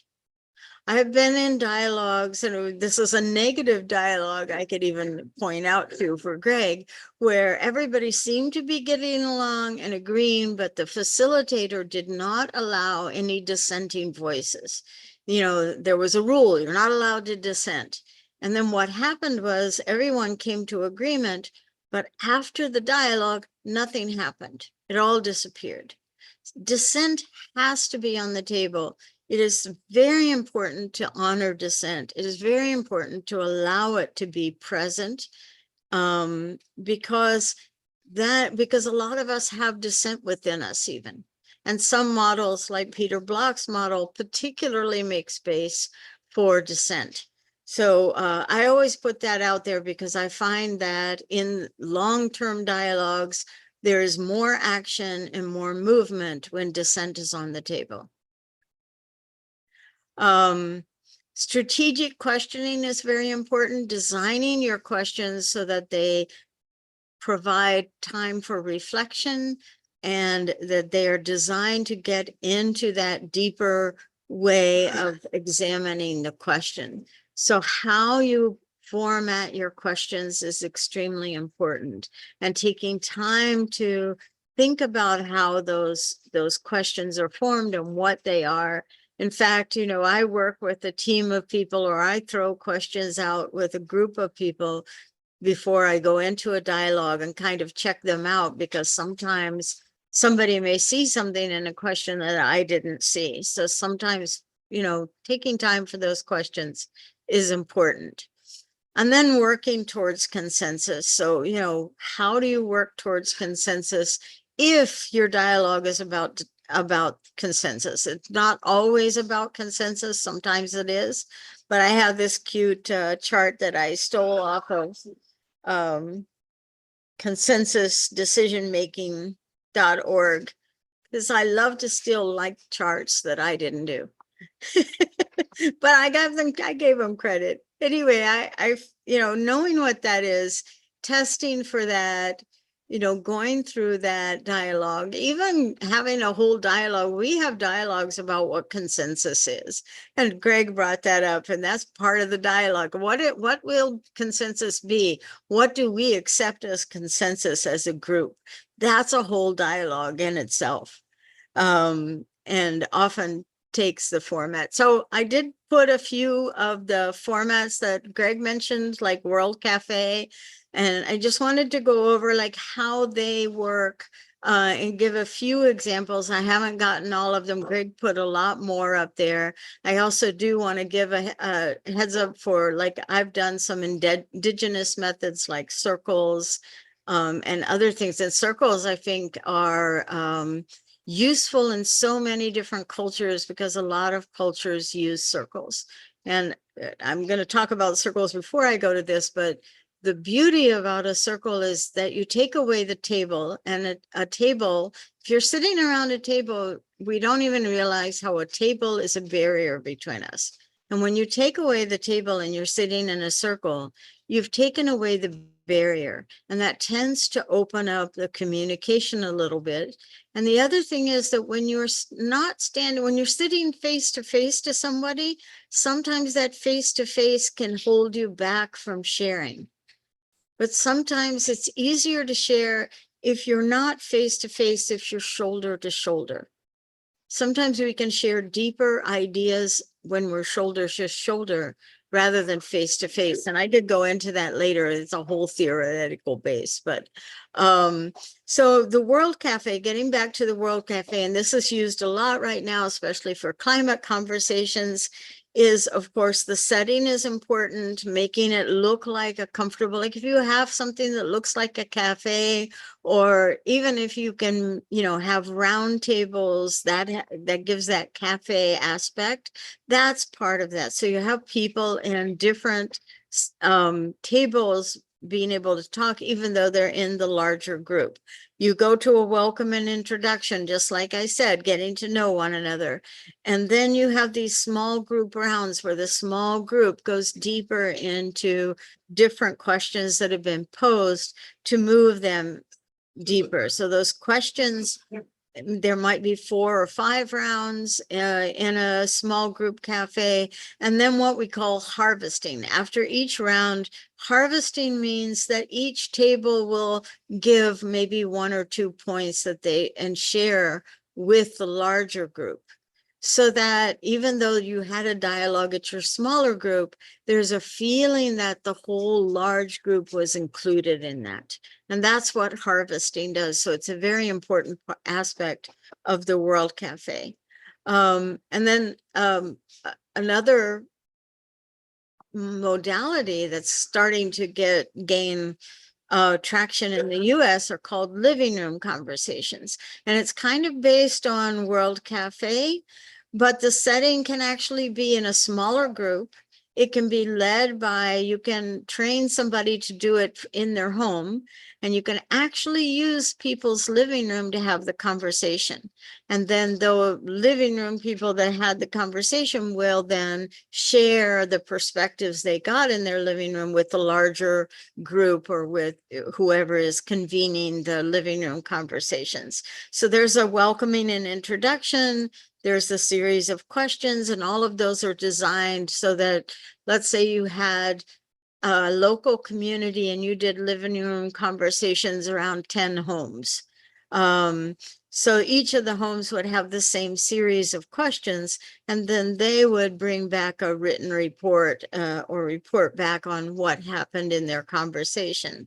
The ending is very important, making sure that there's an ending that brings people together. So, you know, that special ending is always a part of that. The beauty of living room conversations too is the food is always good when you're in somebody's home. All right, maybe not always. I kind of also brought up a small group. This is Peter Block, who does a small group conversation. And the reason I brought it up is because he's got a little different perspective. He also includes appreciative inquiry in his process. So he does like what he calls 6 questions. And the first is the invitation, because he says that you need to invite people into the conversation. If you really want people to have a conversation, invite them in. Don't force them in. Don't, you know, make them do it. Invite them to speak. And that invitation opens up more possibilities. And then he goes on to thinking about the possibilities. This is the appreciative inquiry approach, because if you can think about the possible outcomes you'd like to see first before you have the dialogue, then you're likely to be working on a potential future. It's future oriented. And oftentimes when we see something in place in our minds, if I say 5 years from now, what would you like to see in your community? Then you will automatically start putting those things in place, even if no agreement was put in that dialogue. So there is something about that thinking of possibilities that moves us to acting in those ways. And then it's taking ownership. Like, what part of this future that you see are you willing to do? That's taking ownership. And that moves people to thinking about how they can resolve that. And then he moves into the dissent. Like, what part of no are you saying, or what's holding you back from making this happen? Having that dissent, what holds us back? What holds our community back? Where is it that we find that we can't move forward? And then finally we move to commitment, because once we've dissented, we can commit. Well, here's what I don't want to do, but I know what I will do. Now I can commit, because sometimes we don't know the no that we have within. And so moving that to commitment. And then he always says appreciating the gifts that were in the table, appreciating what we were giving, appreciating what was said is an important aspect of the dialogue, because afterwards we know, you know, what are the things we heard that we really think are of value. So so those are 3 models. Like I said, there are many, many more, and I do encourage using indigenous methods, or the advantage of indigenous methods is there's something that people are comfortable with. They already have a container. The disadvantage of indigenous methods are there are some topics that may not come up, that don't feel comfortable. And so sometimes it's better to use a different model if that's the case. So depending on what's there. I also really, really support using arts and dialogue, and Gregg knows that because this is what I always talk about. So I had to put in a plug, and I loved that Lutfor talked about using the cartoon, because that's a really great aspect of opening up conversation. I mean, arts is an invitation in itself to have a conversation. My mother-in-law did one all about knitting. You could even have a knitting group talking about an aspect of climate change. Be surprised. But art really engages all of our senses. It connects us to something outside ourselves. It kind of like goes to our innermost being and gets to our passions. So I even think manga would be great. I think we could do a whole manga show around climate change and bring up the conversation, and it would be another way. Here is like a billboard that I found, you know, something like this can be put in a community, some kind of billboard or some kind of art that can get people to talk, get people to think, because art is really good at getting us to think. It engages, like I said, other parts of our senses. And I think conversation in itself and dialogue is an art. And I think of listening as an art. And the art for me, you know, the part of dialogue that is most artistic is the listening. And all of these processes that Gregg said really require good listening skills, putting ourselves back and really listening to what's on the table, and in a way where we're starting to hear new things. And the other part about art, and this goes to Gregg's next section, is that it does encourage what I call curious confrontation, that we can have different opinions, but now we're curious about what they are. So instead of confronting ourselves with you're right, wrong, and I'm right, it's more about, wow, that's your perspective? That's interesting. Tell me more about it. That's curious confrontation. And that's what we want in a dialogue. We want curious confrontation. And we want movement. Movement is so important. Movement from being stuck and being, you know, entrenched in an idea to thinking of big picture. And and Gregg brought up my favorite thing, which is systems thinking, which is like we're not stuck in our silos, but now we can move between and with each other. So that's my thing. Okay. I hope that helped, Gregg, and that was what you wanted, or maybe I left things out. So, but thank you all very much. Well, thank you, Lisa. A lot of great ideas that you shared, gives us a lot of things to reflect on. And it's a good transition into Aiden and James, who are going to talk about collaborative arguments. So I'll turn it over to you, Aiden and James, and you can bring up your slides and share your ideas with us. Then we'll have a little bit of time for some questions or discussion, and then we'll take a short break before we look at a case. Absolutely. Is everyone good? Can everyone see this? Perfect. All right. So James and I are going to be focusing a little more on the argument component, and excuse the random noises, and collaborative decision making. And thank you, Lisa. Has been a great lead in. So I'm going to focus on the first chunk, and then James will take the second. All right. Let me see if I can move our slides. No? Okay. Give me just half a second. Let me see if I can get that sorted. Let's see.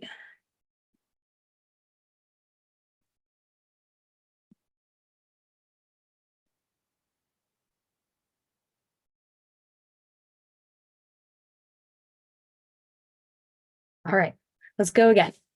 So, what is collaborative argument? In essence, what it's going to be is a form of argumentation in which individuals in a social process work together to construct and critique arguments, with an emphasis on inquiry, which is going to be things like discussion, dialogue, even maybe a little bit of debate, often through like activities.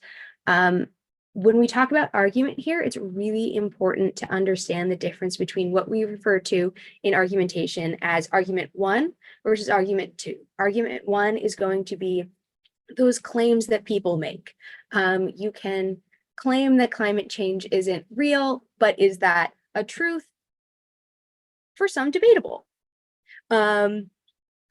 versus argument 2, which is going to be those actual human interactions in this case. So we want to find the balance between those two as we move forward when looking at collaborative argument, which is often going to involve things like evaluation of claims, supporting evidence. We definitely want to be considering alternatives as we move forward, weighing the costs and benefits of any given decision and exploring what those implications may be.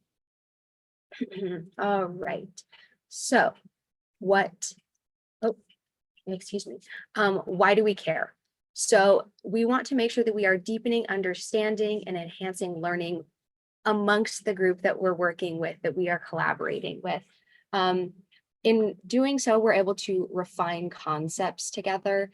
It's great to have, you know, ideas of your own. We want those at the table. We want to work together to towards our common goal. And from there, we are looking at the preparation for real world challenges. What might be those challenges in implementing any given decision? Case study I put over on the side, which I'm sure is very familiar to many of you, is sea level rise in Bangladesh and the flooding that's occurring, right? So what might we be able to do to combat that? How can we deepen our understanding together based on the views that each person has, the knowledge base, because all of those are incredibly valuable. And then being able to develop skills. So again, here in essence, collaborative argument is trying to empower those participants to work together towards our common goal, which in this case is going to be climate adaptation. And that kind of thing is going to be huge as we move forward. But we want to make sure that all members are being empowered and respected. If not, it can be a great challenge to find a collaborative space where everyone is maybe not safe, but comfortable in that dialogue, like has been talked about previously. All right, so building skills. We've kind of split this into 3 larger categories, which we probably won't get too deep into just because there's so much content. But first, we're going to look at orientation towards argument. So that's things like valuing disagreement.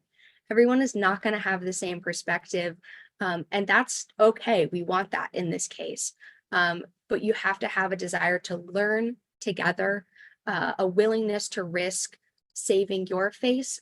So those are going to be the things that you believe, but you might just have to risk a little bit of your comfort to create a collaborative space, which goes really well with being open-minded and distinguishing between arguers and arguments, which goes back to that idea of argument 1 versus argument 2, that claim versus the interaction. Things like ethical responsibility are huge here. What does it mean to make those decisions that are going to impact potentially millions of people? If we're going to build a dam, what does that dam mean for communities, the larger environment? Are we losing species? Are we gaining species? That kind of thing. And then we want to make sure that we're able to come to the table as equals. So that's, excuse me, making sure that everyone has the space to feel welcomed, and that no one person is above others due to education, authority. We're all on a level playing field here, which leads into inquiry. A huge part of that is going to be questioning to understand. We want to ask questions not to prove your own point and come back and say you're wrong, but instead to say I hadn't heard that before. I hadn't thought about it in that capacity, which goes.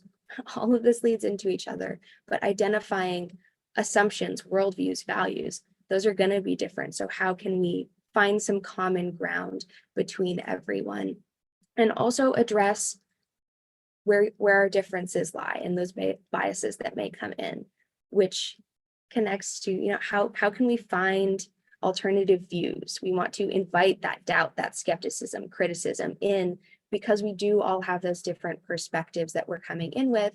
So how can we create a cohesive environment for our larger discussions, which nicely connects to advocacy, which is going to look a lot at reason giving as an explanation. So when you want to understand reasons.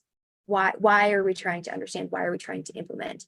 We want to make sure that access to evidence is widely accessible. It's great that you talked to an expert in, you did an interview with an expert in a field, but what does that mean for other people who don't get to hear that transcript as well? So making sure that when you are working in a collaborative sense, that everyone can get access to the same information.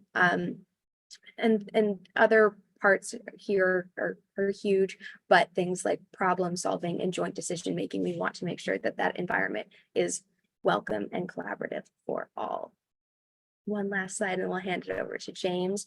But this is going to be how we are able to put principles of argumentation into collaborative argument here. So Wayne Brocherty, for those who don't know, is an argumentation theorist, but had a couple of proposed characteristics in argument.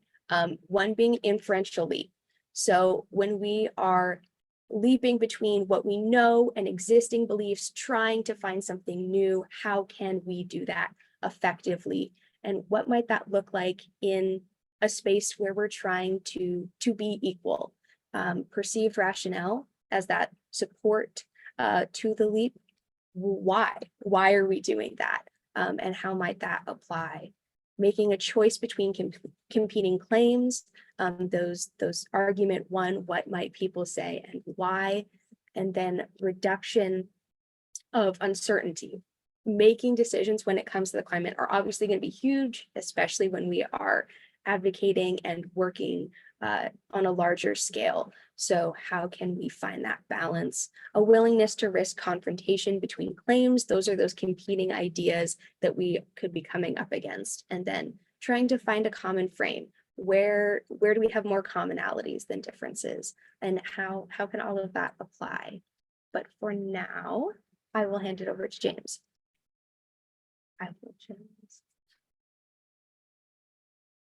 I can just share my screen. I've got it pulled up on my end.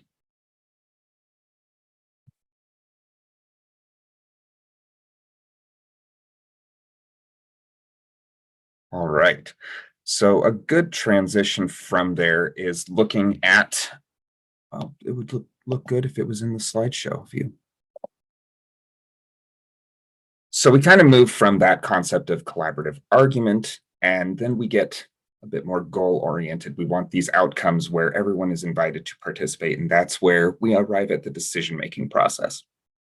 And this all relies on competent communication and collaborative argumentation. And in this context, competent communication is not necessarily just your ability as a communicator to be proficient at what you're doing, but the ability to truly connect with who you're trying to talk to. And it connects back to those principles of locally led adaptation, where we are bringing it down to the ground level. We're bringing it to people who are most impacted by these changes and making sure that this matters and that it reflects their needs and their desires and their key levels of presence in this.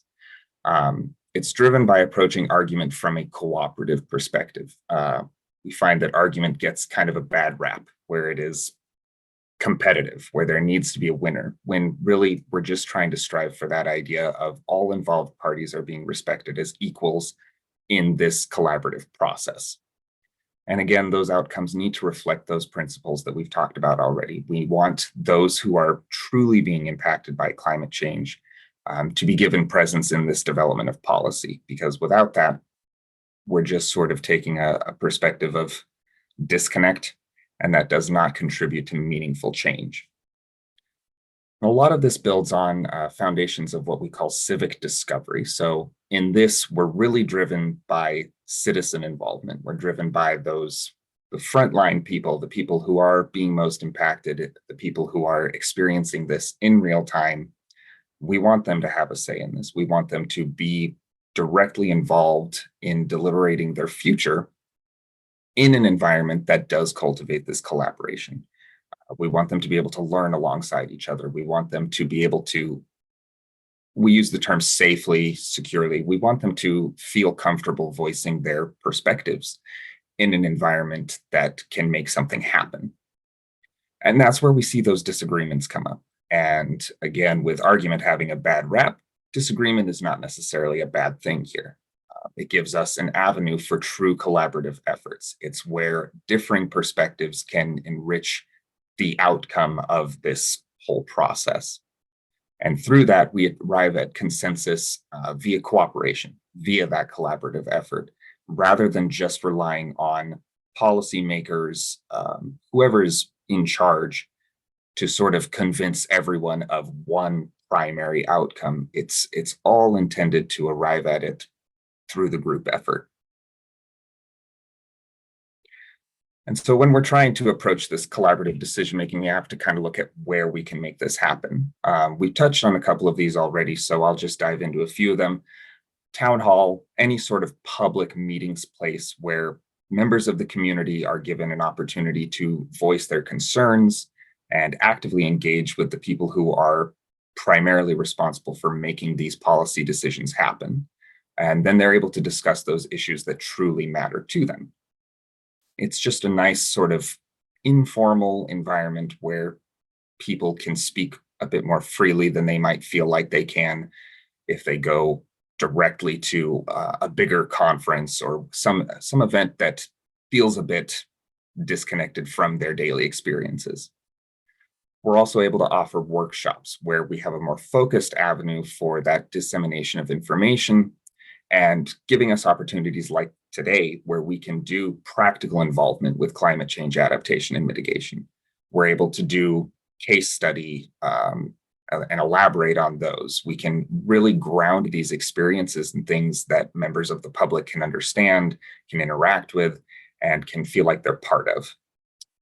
And then a more modern platform for us is the digital platform. I know many of us are probably familiar with social media avenues that allow just members from a community and members from the global community to come together and talk to their experiences and offer varying perspectives on what they think is important and what they're dealing with regularly.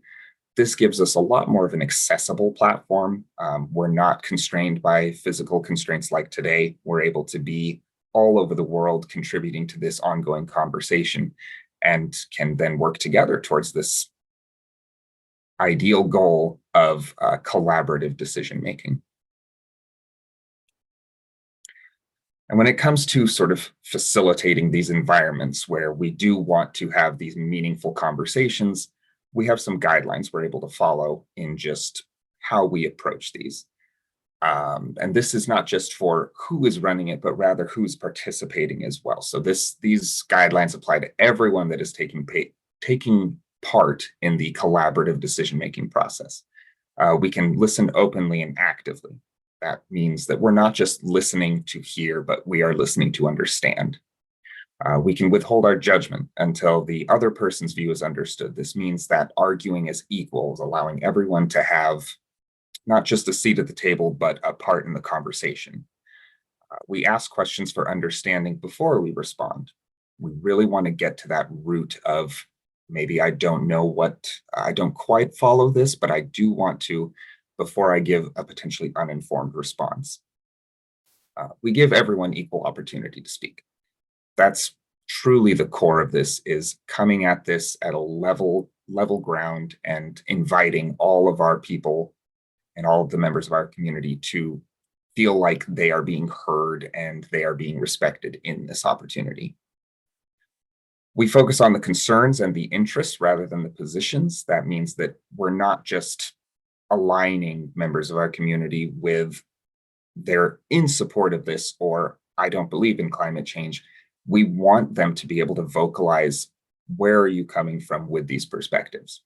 We want to understand them better from that angle rather than relying on, this is simply what I believe and I leave it there. We want to emphasize the problem situation rather than the people. Again, if we can disconnect this sort of concept of people from their positions, we're able to more constructively arrive at collaborative opportunities. We value that disagreement and the constructive argument that comes as a result of it. It gives us that opportunity to truly hear differing perspectives from our own and to get to know the foundations of where people are coming from with this. We regard one another's views as legitimate and deserving respect. We're really building on that foundation again. We want to make sure everyone feels like they belong in the conversation. And we appreciate constructive skepticism. As Gregg talked about earlier, it's fair to arrive to these sort of conversations with a bit of hesitancy. That is our job as communicators, is to bridge the gap between that hesitancy and comprehensive understanding and a more open willingness to participate. And lastly, we encourage people seeking to discover common ground and then understand those differences. A lot of those examples that we heard earlier today spoke to that exact guideline, finding where we can see eye to eye and then going from there. And I believe that is all we have. I will turn it back over to Gregg. Thank you, James. Thank you, Aidan. We are at about 10 minutes to the hour by my watch, and we're going to do a little adjustment here for those of you who want to stay till the end in terms of the case study. Let's take about 5-10 minutes. I need to go refill a cup of coffee, and then we'll come back. I'm looking at the time here. We'll come back in just a few minutes and reconvene, and let's do that in about at the top of the hour, about 6-minute break, and then we'll come back and I'll share with you the case study. But I think from a time perspective, we'll just use it as a group discussion. We're at about 17 people, and we could get into breakout groups, but I know time is short, and I really like to take these ideas and have you tell us about the things you're working on, the cases that you have in front of you. But I'll also share with you this case study, and we can either focus on the case study or we can focus on cases that you may be having.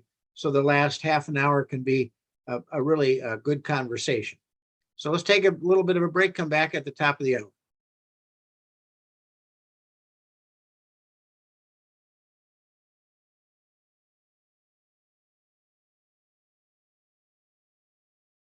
Together for a couple of we've already been together for a couple of hours, and I want to respect people's time. And of course, it's late for our friends in Bangladesh, and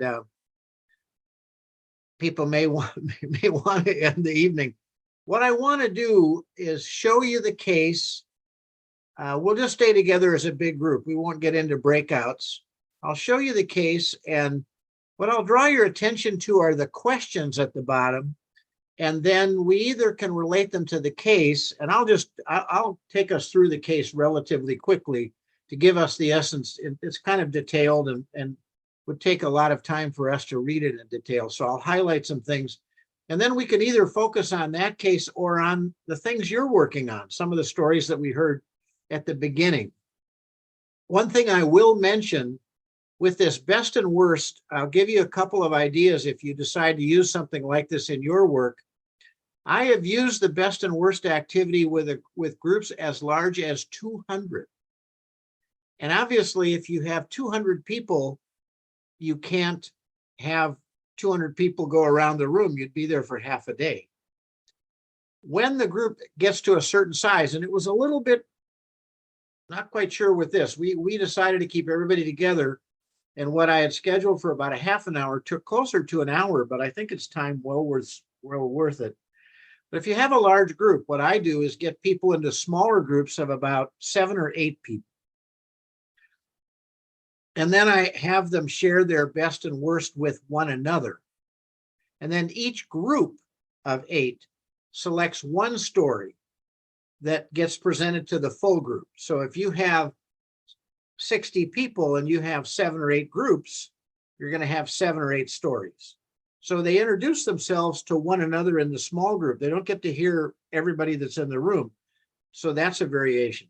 One other variation that I've used that you might find useful, and again, I presented this to some people years ago at a conference, and a woman came up to me who works in, she works in healthcare, prenatal healthcare in India. And she said she works in a lot of parts of India where literacy rates are very low. So she's not quite sure how this would work.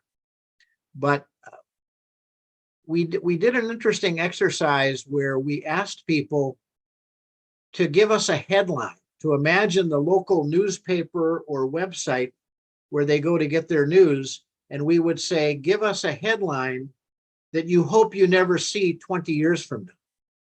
Give us a headline you hope you do see 20 years from now. So if we were dealing with a coastal community in Bangladesh that is impacted by flooding, sea level rise, and salt water getting into fresh water, to ask the people in the local community 20 years from now, what is a headline in the local newspaper on a website we hope we never see? What's a headline that we hope we do see? And again, you're getting at some really visioning, and you're getting some information sharing, and there's a lot of common ground around that. So again, I've used variations of this best and worst in a variety of ways with groups as small as 5 or 10 and as large as 200.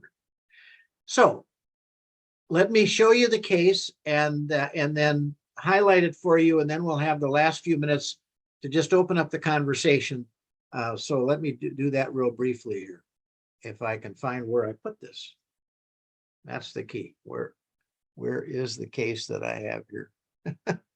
Okay, it's in here somewhere. Or is it? Wait a minute. I don't think pardon me, I don't have it up yet. Let me go get it for us here.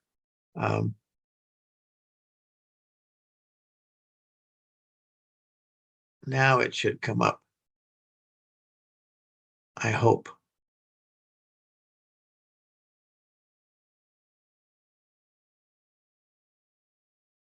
Okay, here we go. Let's do the shared screen now and see if I thought I had that prompt prepared, but I didn't see it. Let's see where I have it now. Oh, it's still not where I want it to be. Okay, where is it now? Let's find it. Let me see where I have it here.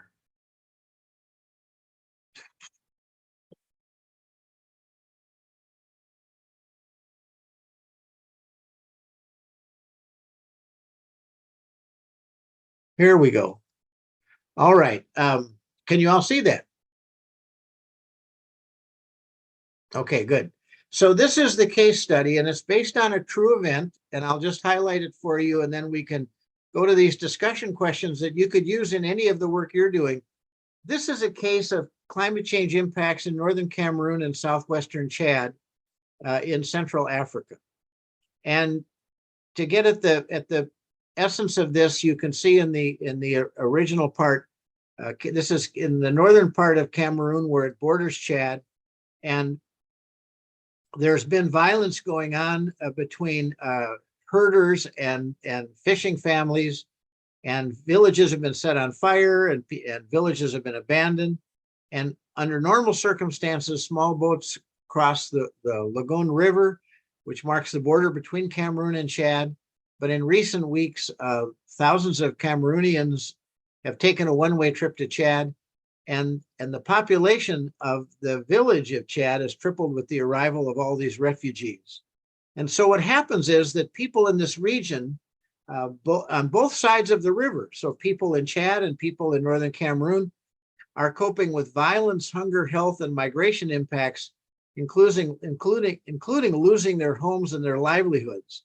And so they're dealing with a rainy season, they're dealing with increased temperatures, which are affecting mosquitoes and malaria.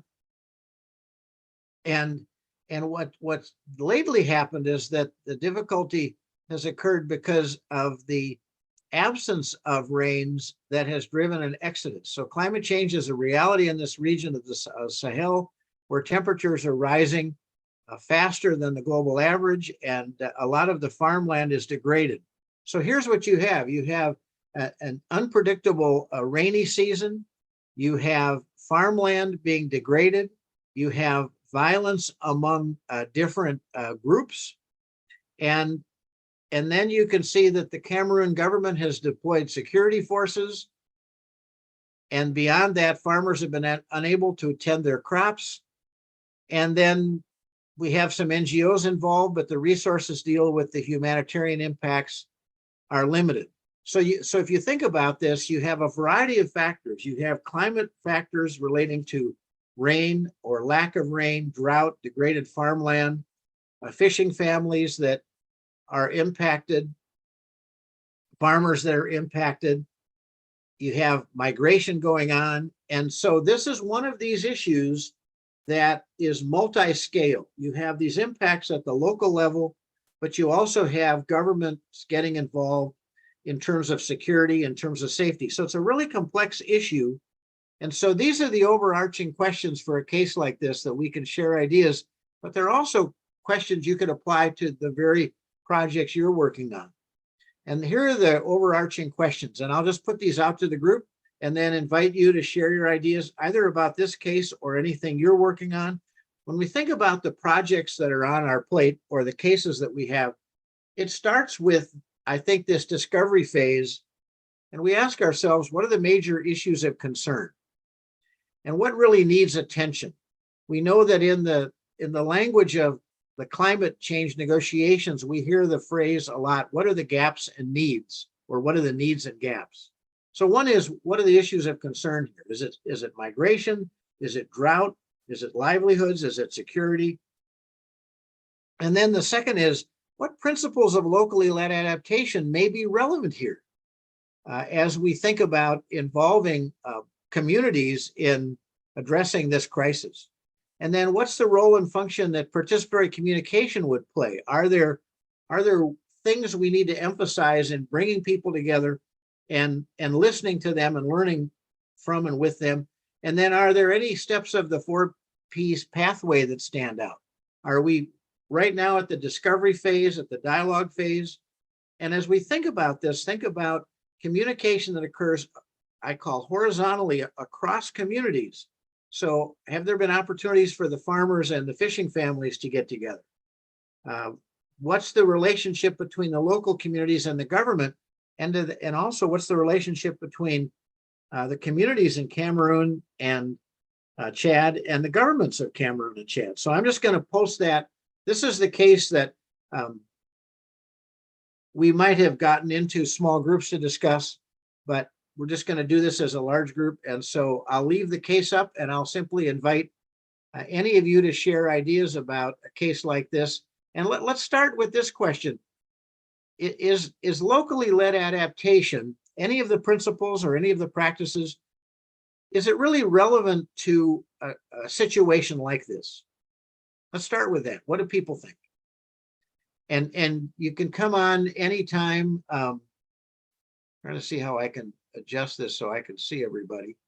But go ahead and don't have to be recognized by me. We'll just be informal for the last few minutes. And I invite anybody to share their ideas about this. But let's start with this idea of, is this a situation that where locally the ideas, the concepts, the practices of LLA have any relevance at all? What do you think? Or is this one that it's a crisis, it's an urgent situation, and LLA is not really useful in that regard? What are people's thoughts? So sorry, I'm jumping. Yeah, go ahead. So yeah, obviously we have to know. You just mentioned about the Chad and Cameroon, but you don't mention where and when they are, why they are migrated, and where, which part. And also we obviously we have to think about what type of scoping strategy or adaptation they practice in their origin before migrated in Congo River or anything else. So we need to think about, or we have to explore what they are actually coping or something like that they used before migration. So that's an excellent comment. That would suggest that we need to start by really understanding what is going on. And you can see in the top of this there has been some violence between farmers and fishing families, or farmers and fishers, and that has gone on off and on for a number of years, and you can also see that just from a safety perspective, some people in Cameroon have gone across the river to Chad, where they think it's safer. And I think this statement here, people in this region are coping with violence, hunger, health, and migration impacts, including losing their homes and their livelihoods. If we start there and say, is this even an adaptation issue? Or where, and maybe not even adaptation, where does locally led climate action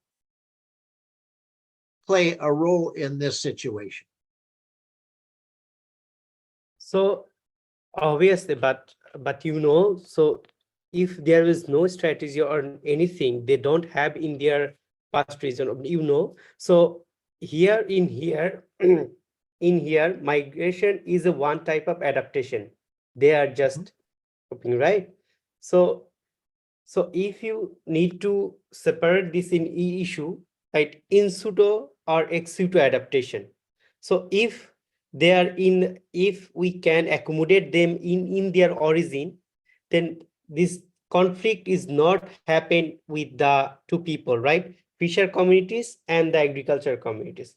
So what we need to explore something. So what are their practice? If don't think it is possible, then we have to include here in the government and the local government, like the livelihood diversification, one type of things that's adaptation. That is, if you taking these steps or any other things that practices in their origin, then it will be good to practice in this and need to local government at first,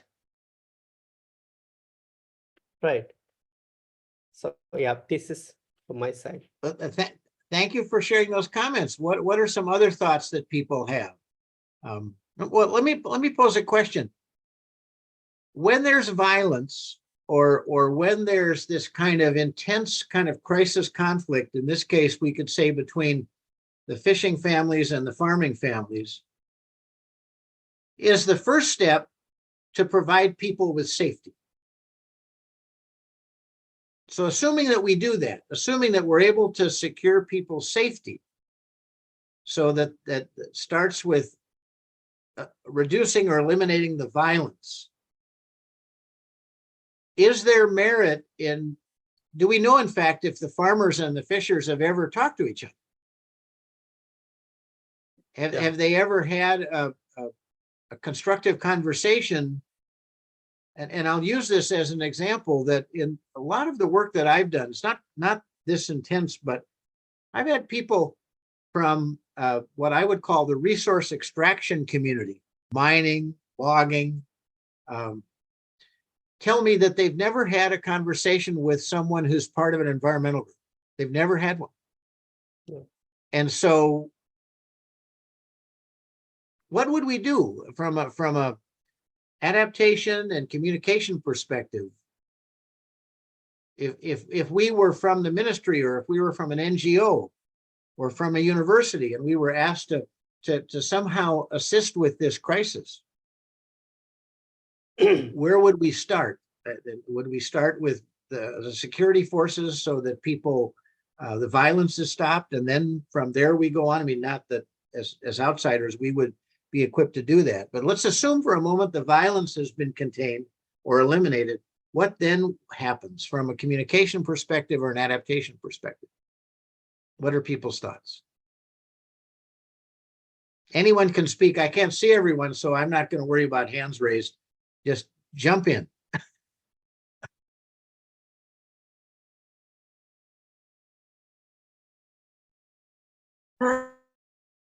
Greg, I just wanted to read a bit more down. Could you just kindly scroll down? Oh, yes, of course. Tell me when, how far to go. Further?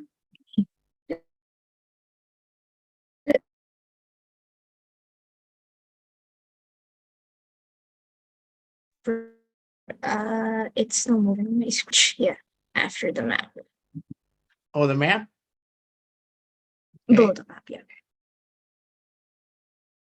And I can try to make, maybe I can make that bigger. I don't know if I can. I don't think I can. Oops. I'm just because my internet broke down a bit in when you were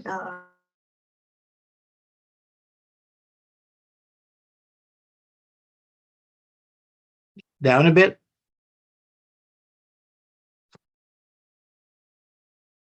I think we lost him, lost her.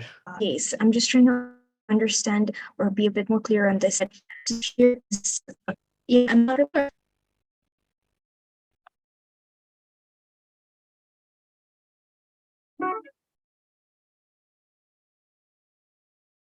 There's a part of the case where the fishermen and farmers have dug vast trenches to retain the remaining river waters so they can fish and cultivate crops, but the muddy trenches created traps for cattle belonging to the herders, and the cattle have become stuck in them and even broken their legs. And it was one such incident that triggered the clashes that broke out this past summer, and the dispute escalated, and many families have been caught up in the conflict.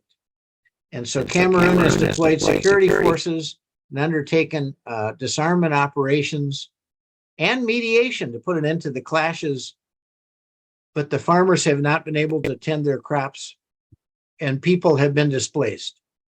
And so it's what sometimes happens is that there's a crisis, and the first step is to try to minimize that crisis, reduce that crisis. There's always the issue when we think about dialogue processes or deliberation processes or any kind of participatory communication. Timing matters, and you have to kind of look at a situation and say, is the situation appropriate? Some years ago in my early work, I was asked to work with a national forest and communities that were part of that forest region. But just before we were going to run a series of community workshops, one of the government buildings was set afire. It was vandalized. It was arson. And we knew the timing wasn't right for us to come in. So we let things calm down. We let the law enforcement people kind of take care of things. And we went in a few weeks later when a lot of the emotions had calmed down. So that's one of the reasons I present this case, is that the timing of our engagement activities is a factor. So other comments or questions, or can I move this around? Or do you see those questions as relevant to some of the work that you're doing? Yeah, am I audible now? I think my internet broke down back then. Is it fine now? Okay, thank you.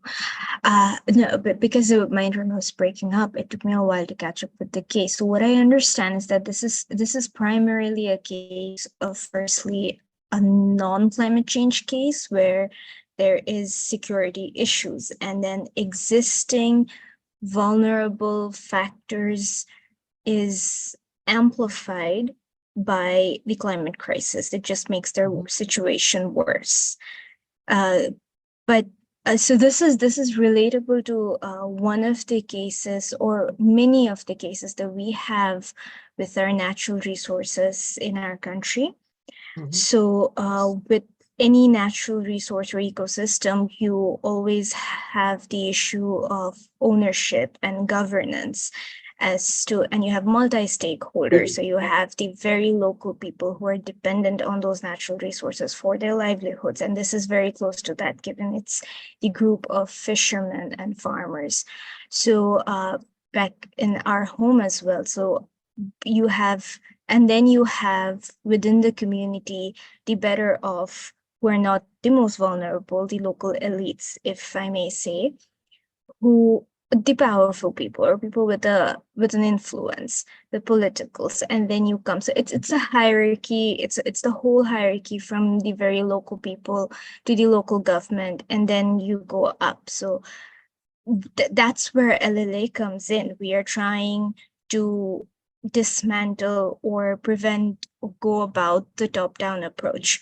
So where I'm relating this is when we are working with ecosystem conservation now, and this is a case with one of our wetlands that's an iconic one.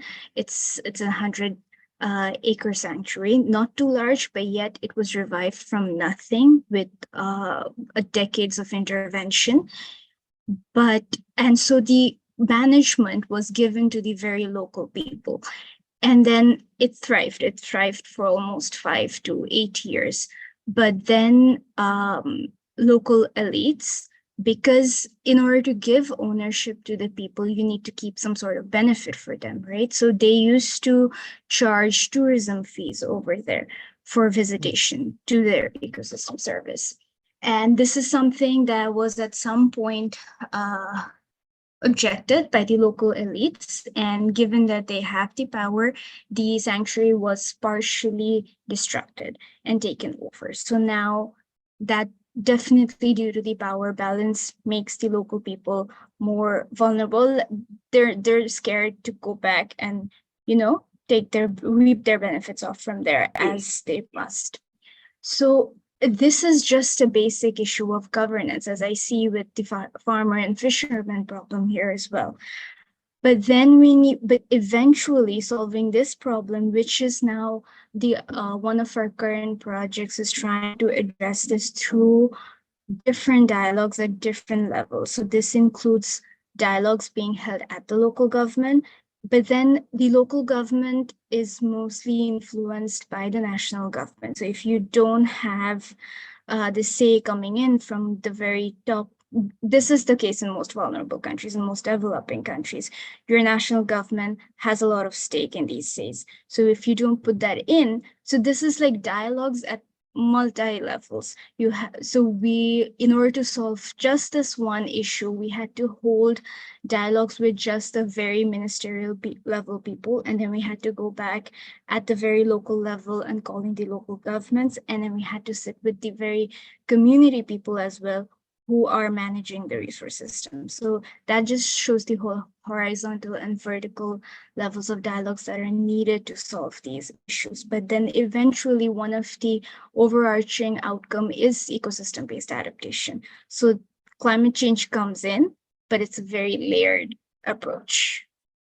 That's just one way we correlate our work. I think that's an excellent example. And one of the reasons I chose this case, in the work that I've done, mainly in Scandinavia and primarily in the US, one of the things that I've discovered, and I don't know if this is true in all of your work, but people come at these issues, and this includes people from government ministries as well as people in the local community. They often come at this in terms of a single issue or one or two issues. And one of the things that I've done in much of my work is encourage people to take a systems approach, systems understanding. And we do a mapping exercise, or we have a number of systems thinking tools that we've used when we bring people together. And what happens then is that they start to see what I call the dynamic complexity of a situation. Yeah. And one of the reasons I chose this case is that on the surface, you might say it's not about climate change. On the surface, it's about violence, and the violence has to stop. But all of this is intensified by changes in climate. If we didn't have drought, if the rainy season was predictable, if we didn't have to build these trenches, if the farmers were able to, if their land wasn't degraded, if the fisheries were healthy, all would be good. And people would have livelihoods, and they would raise their families, and they would go about their normal lives. We know that isn't the case, and Madhya, yours is a really good example of that. And I like the fact that you hold dialogues at the ministerial level. You bring in the policymakers, the members of parliament, the government officials. You have dialogues at the local level. And then one of the real challenges to me in locally led adaptation, and that it's not overtaken by the ministry. You know, we all have wonderful memories of Dr. Salimul Haq, who I met 10 years ago and became good friends with, and he was kind enough to invite me to Gobeshona many years ago before it went virtual. And I remember having a conversation with him at one of the CBA conferences, the community-based adaptation conferences. And not just with Salim, but with many people. And they were concerned that the term community-based was being co-opted, was being taken over by ministries and then defined by ministries. And so the transition to locally, it's hard to take over the term locally led. But community-based, and we've seen this, that the term collaboration has all sorts of meanings. The sustainable development has all sorts of meanings. And so how you can, in fact, empower local communities, give voice to local communities. And then I've seen situations where someone from a ministry in the US that I work with, or a government agency, will say all the right things and seem to have good intentions and say, we need grassroots, we need community voices, but then they don't honor that. You know, they don't listen. And so and they don't engage in participatory communication. Instead, they engage in what I call a kind of administrative or managerial or command and control communication. And I don't know if this happens in Bangladesh, but I've been to many meetings in the US where there'll be government officials in a school, for example, sitting in front of a school room, and all the chairs are set up and there are microphones, and we sign up and we get 3 minutes to talk. And nothing changes. And that's not participatory communication. And so that's one of the challenges. And that's why I think it's so important to involve local people in that discovery phase, to go to them and say, we need to learn together and you need to teach us. I think one of the great stories was the insight that was gained from one of the stories that we went to them and we learned from them. And so how do we involve people in that early stage, not just at the end, but in that discovery phase? So anyway, I get into this and I talk too much. I'll be quiet here. And I think and invite your comments here. Yeah. No, go ahead.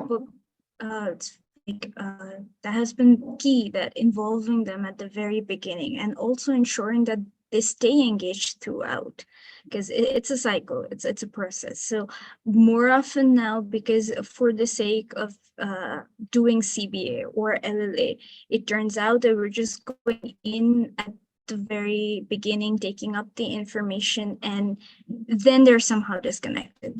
That's where the whole ownership issue comes in.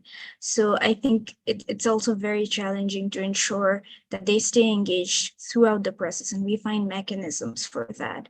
So, you know, they're instilled within the process, and it's not just something we take from them, because usually when we go into fields, you'll hear them saying that there are people coming here time after time, and they just ask us stuff, take information from us, and then we're just like experimental cases.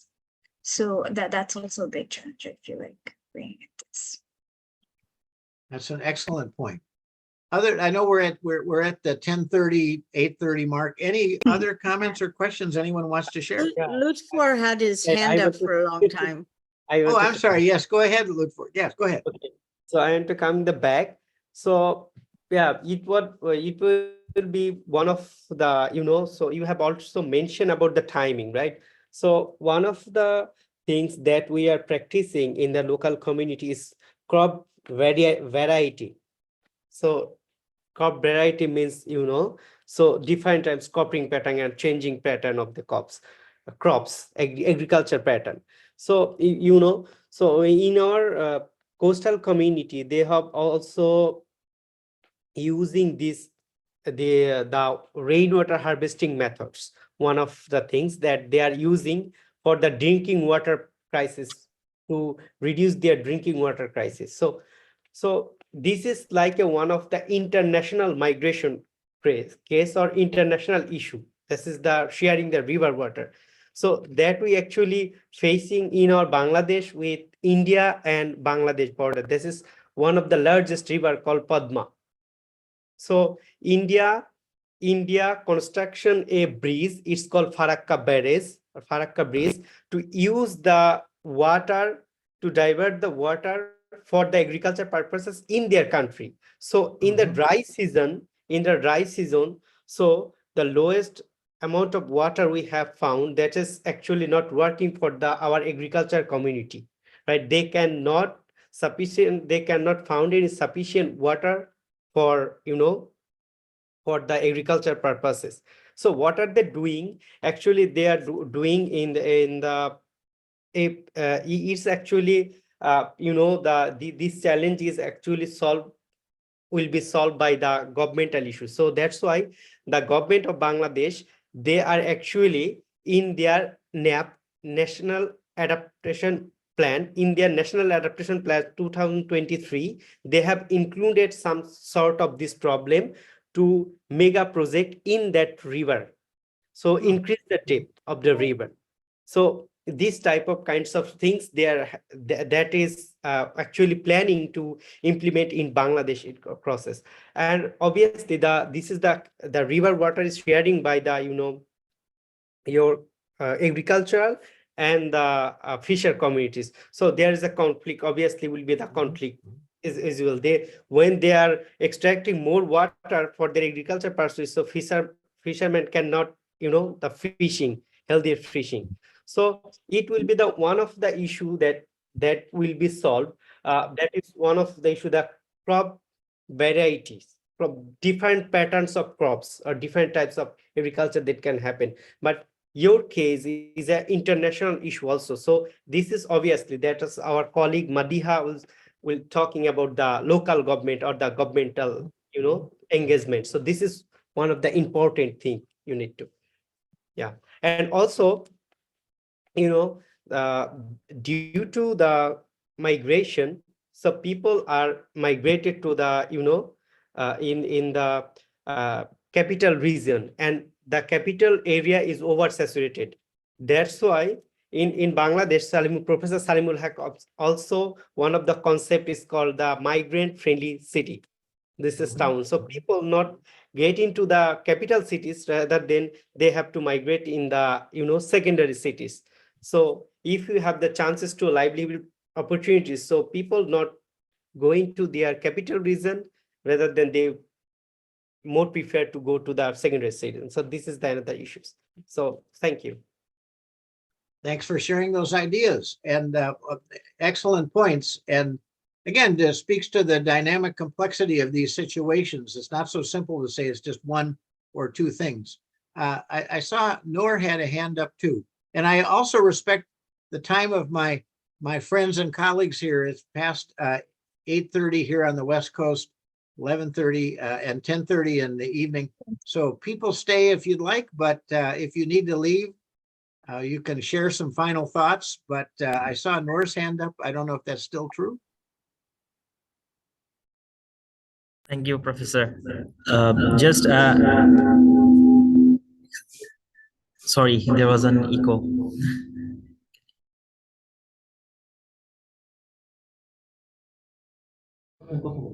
Yes, I just add to my colleague Lutfur said regarding the building migrant-friendly cities.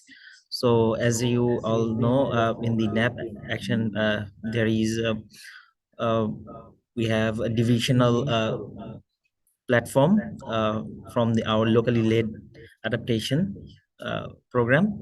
So we have launched, I think, 3 divisional divisional platform on locally led adaptation. So we are planning to make it a national launch, and few more to go. This could be a good example for the national level platform development. Thank you. Very good. Well, and I have really recognized that when it comes to adaptation, loss and damage, community resilience, Bangladesh is a leading voice. The Bangladesh delegation at the COPs and at the subsidiary body meetings in June, always important to listen to. It's when it comes to the developing country community, the G77 in China, just again, Bangladesh is a leader in the global community, and my admiration is great for all of you working in Bangladesh, studying leading these efforts, and of course, taking a conference like Gobeshona and making it global, as opposed to local or regional. Any other thoughts from any of us who are still with us at this late hour? From our presenters, our participants, any closing thoughts that you'd like to share? I look over at Jesse and know that the climate justice is implied in much of what we've been talking about. So I want to invite any closing thoughts. Noor also brought up the migration friendly cities, and I think that's very important. We forget creating that sense. I live in Dayton, Ohio, and we started an immigrant friendly city movement by utilizing local led initiative and getting people in conversation to start opening up doors for immigrants to come into the city. And so that is a really good way to mobilize local communities to help migration and to welcome immigrants into the city and to help them then integrate within the city. So I was so happy to hear you mention that, Noor.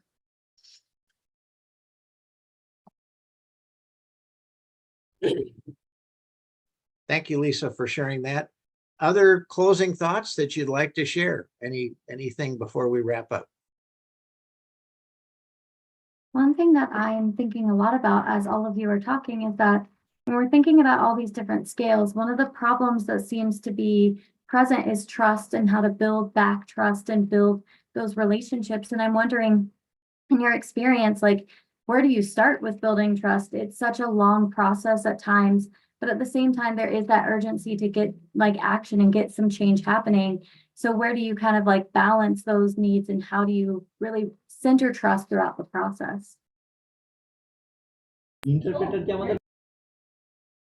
I look at trust in levels. And so trying to look at what is the minimum level to start with. And then once you reach the minimum level, how do you build on that? And so it's looking at what minimum level do we need? Okay, because sometimes you can trust that you can have negative trust as well as positive trust.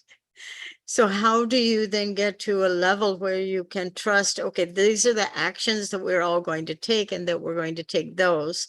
That's a minimum level, and then going into greater levels. And so addressing that first, I think, is helpful. And also using people that are like using members of the community who can disseminate information. Because not all members of the community are open to trust. So you can find some trusted members who will go into the community and help build the trust within their communities. That also helps to bridge some of the gaps that are happening in communication. Gregg, you must have a lot more information than I do.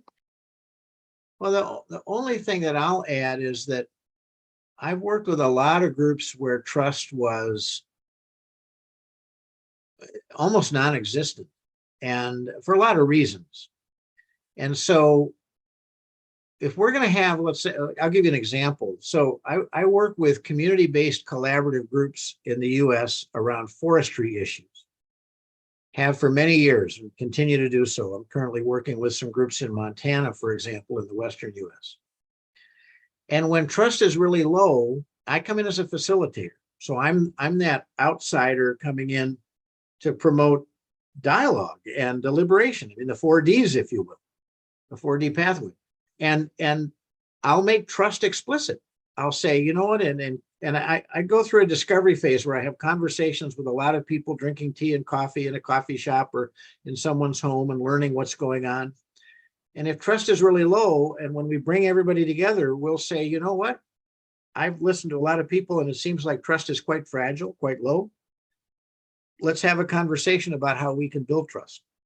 And one of the tools that we've used is kind of an equivalent to a memorandum of understanding. I call it the collaboration compact. And it's a tool that I've developed, and we literally negotiate how are we going to work together. And and they won't talk about trust and mistrust just party to party. But when I come in as a third party and I can create that, as Lisa said, a safe space for that conversation, and then we can actually come to some agreement about how are we going to work together, given that trust has been quite low or quite fragile, and build confidence, if you will, with one another. And that's sometimes hard if you have 20 parties, if you have a multi-stakeholder situation. But I've done it with multi-stakeholder groups where we've had 20 different interests involved. And again, people are doing this and doing that.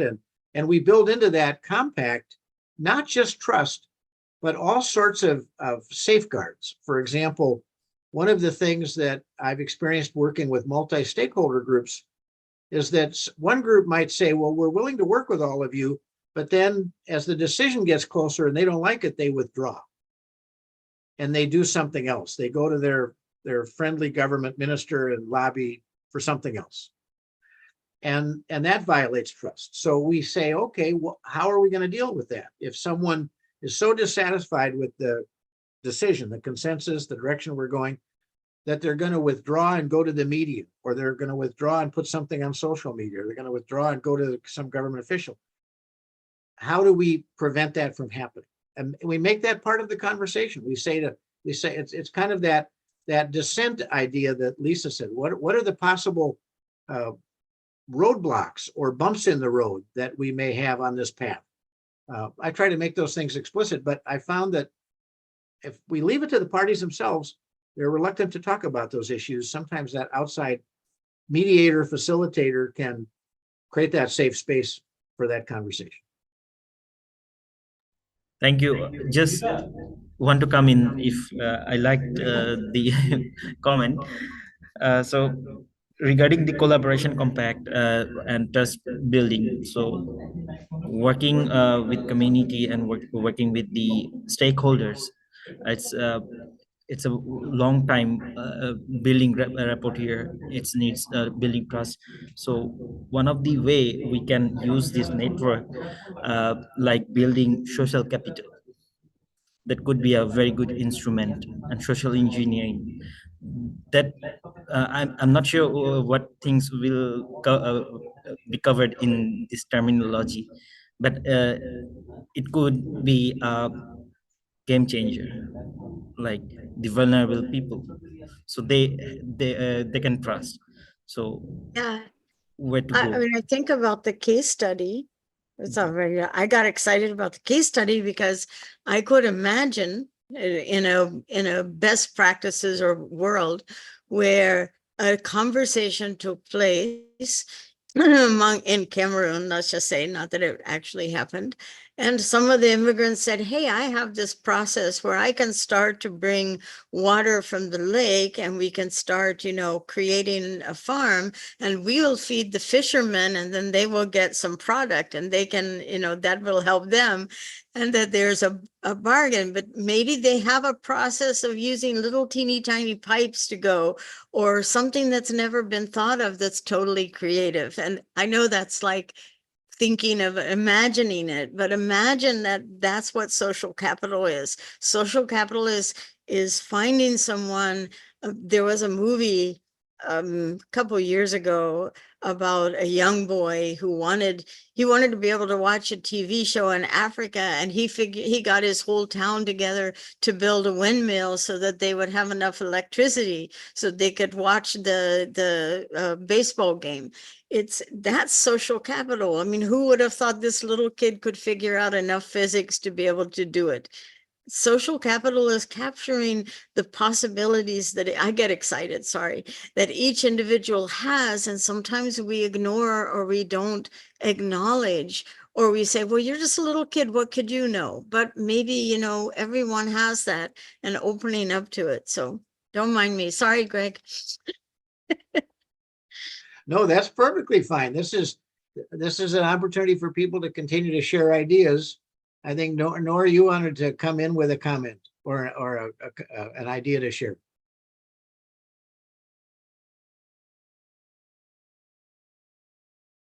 Or maybe not. Sorry, I'm done.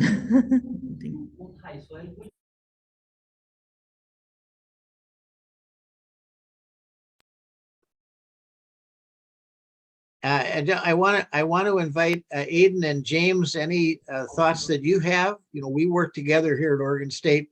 Any kind of closing ideas that you want to share with the group?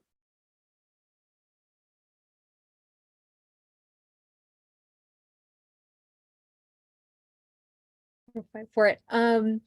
I think, I mean, this has been a great opportunity, at least for me, to listen to what everyone's experiences have been. And it definitely has opened my eyes to how we might apply some of these adaptation components to environmental issues in places that I don't have much experience with myself. So it's been an amazing opportunity to just listen and hear what everyone has to say and see how collaboration could be applied at all levels.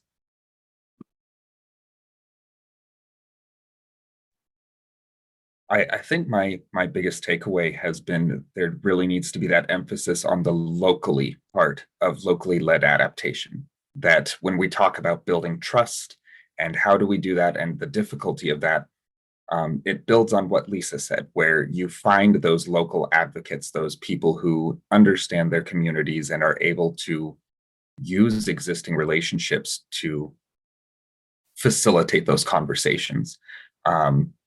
Outsiders going into places that they know theoretically but don't know practically, the disconnect shows. And so working with those existing relationships and empowering the people who are central to these changes, that's the core of it. Thank you, James. I want to check in with Shuli and Tonmoy. They're still with us. Any thoughts that you'd like to share before we wrap up?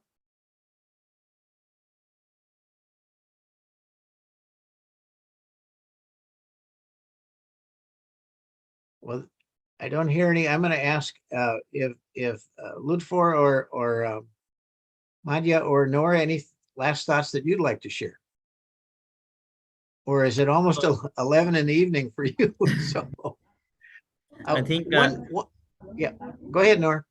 sorry, as I part of ICAT partnerships program, so I would emphasize on the principles of LLA principle 8, that is on collaboration and partnerships, also aligns the sustainable development goal goal 18. So this is the point I would like to emphasize, like we need to be open and collaborative, and like it's collaboration in like we should open our resources to share, to learn. So what are the things happening that can be replicated and not duplication or minimize the waste of resource. That's the point I would like to take. Thank you. And better Thank way you. for impactful implications. Thank you, Noor. Well, and to Noor and Medea and Ludfor, you've all had these terrific comments. I will close this way, that I had the good fortune in 2017 to come to Dhaka for the Gobeshona conference, and Salim invited me to be one of the keynote speakers, and I was so impressed with the talent, the curiosity, just the capabilities of the staff and the students of ICAD. And of course, that was a number of years ago, but I'm certainly impressed with all of you and the contributions that you're making and the what you've shared with us this evening or this morning. And my thanks to my friends and colleagues who've been presenting today, and Jesse for hanging with us this long. So I think it's probably time to wrap things up. And for those of us in Oregon, maybe get some breakfast, and maybe for Lisa some lunch, and maybe for our friends in Bangladesh a very late dinner. So Namaskar, everyone. And I will encourage everybody, of course, to stay involved in the conference, because there's a lot of really good things happening over the next few days. Thank you, Professor. And thank you, everyone, so for much, making Greg. this session from your early morning. Thank you. Thank you so much.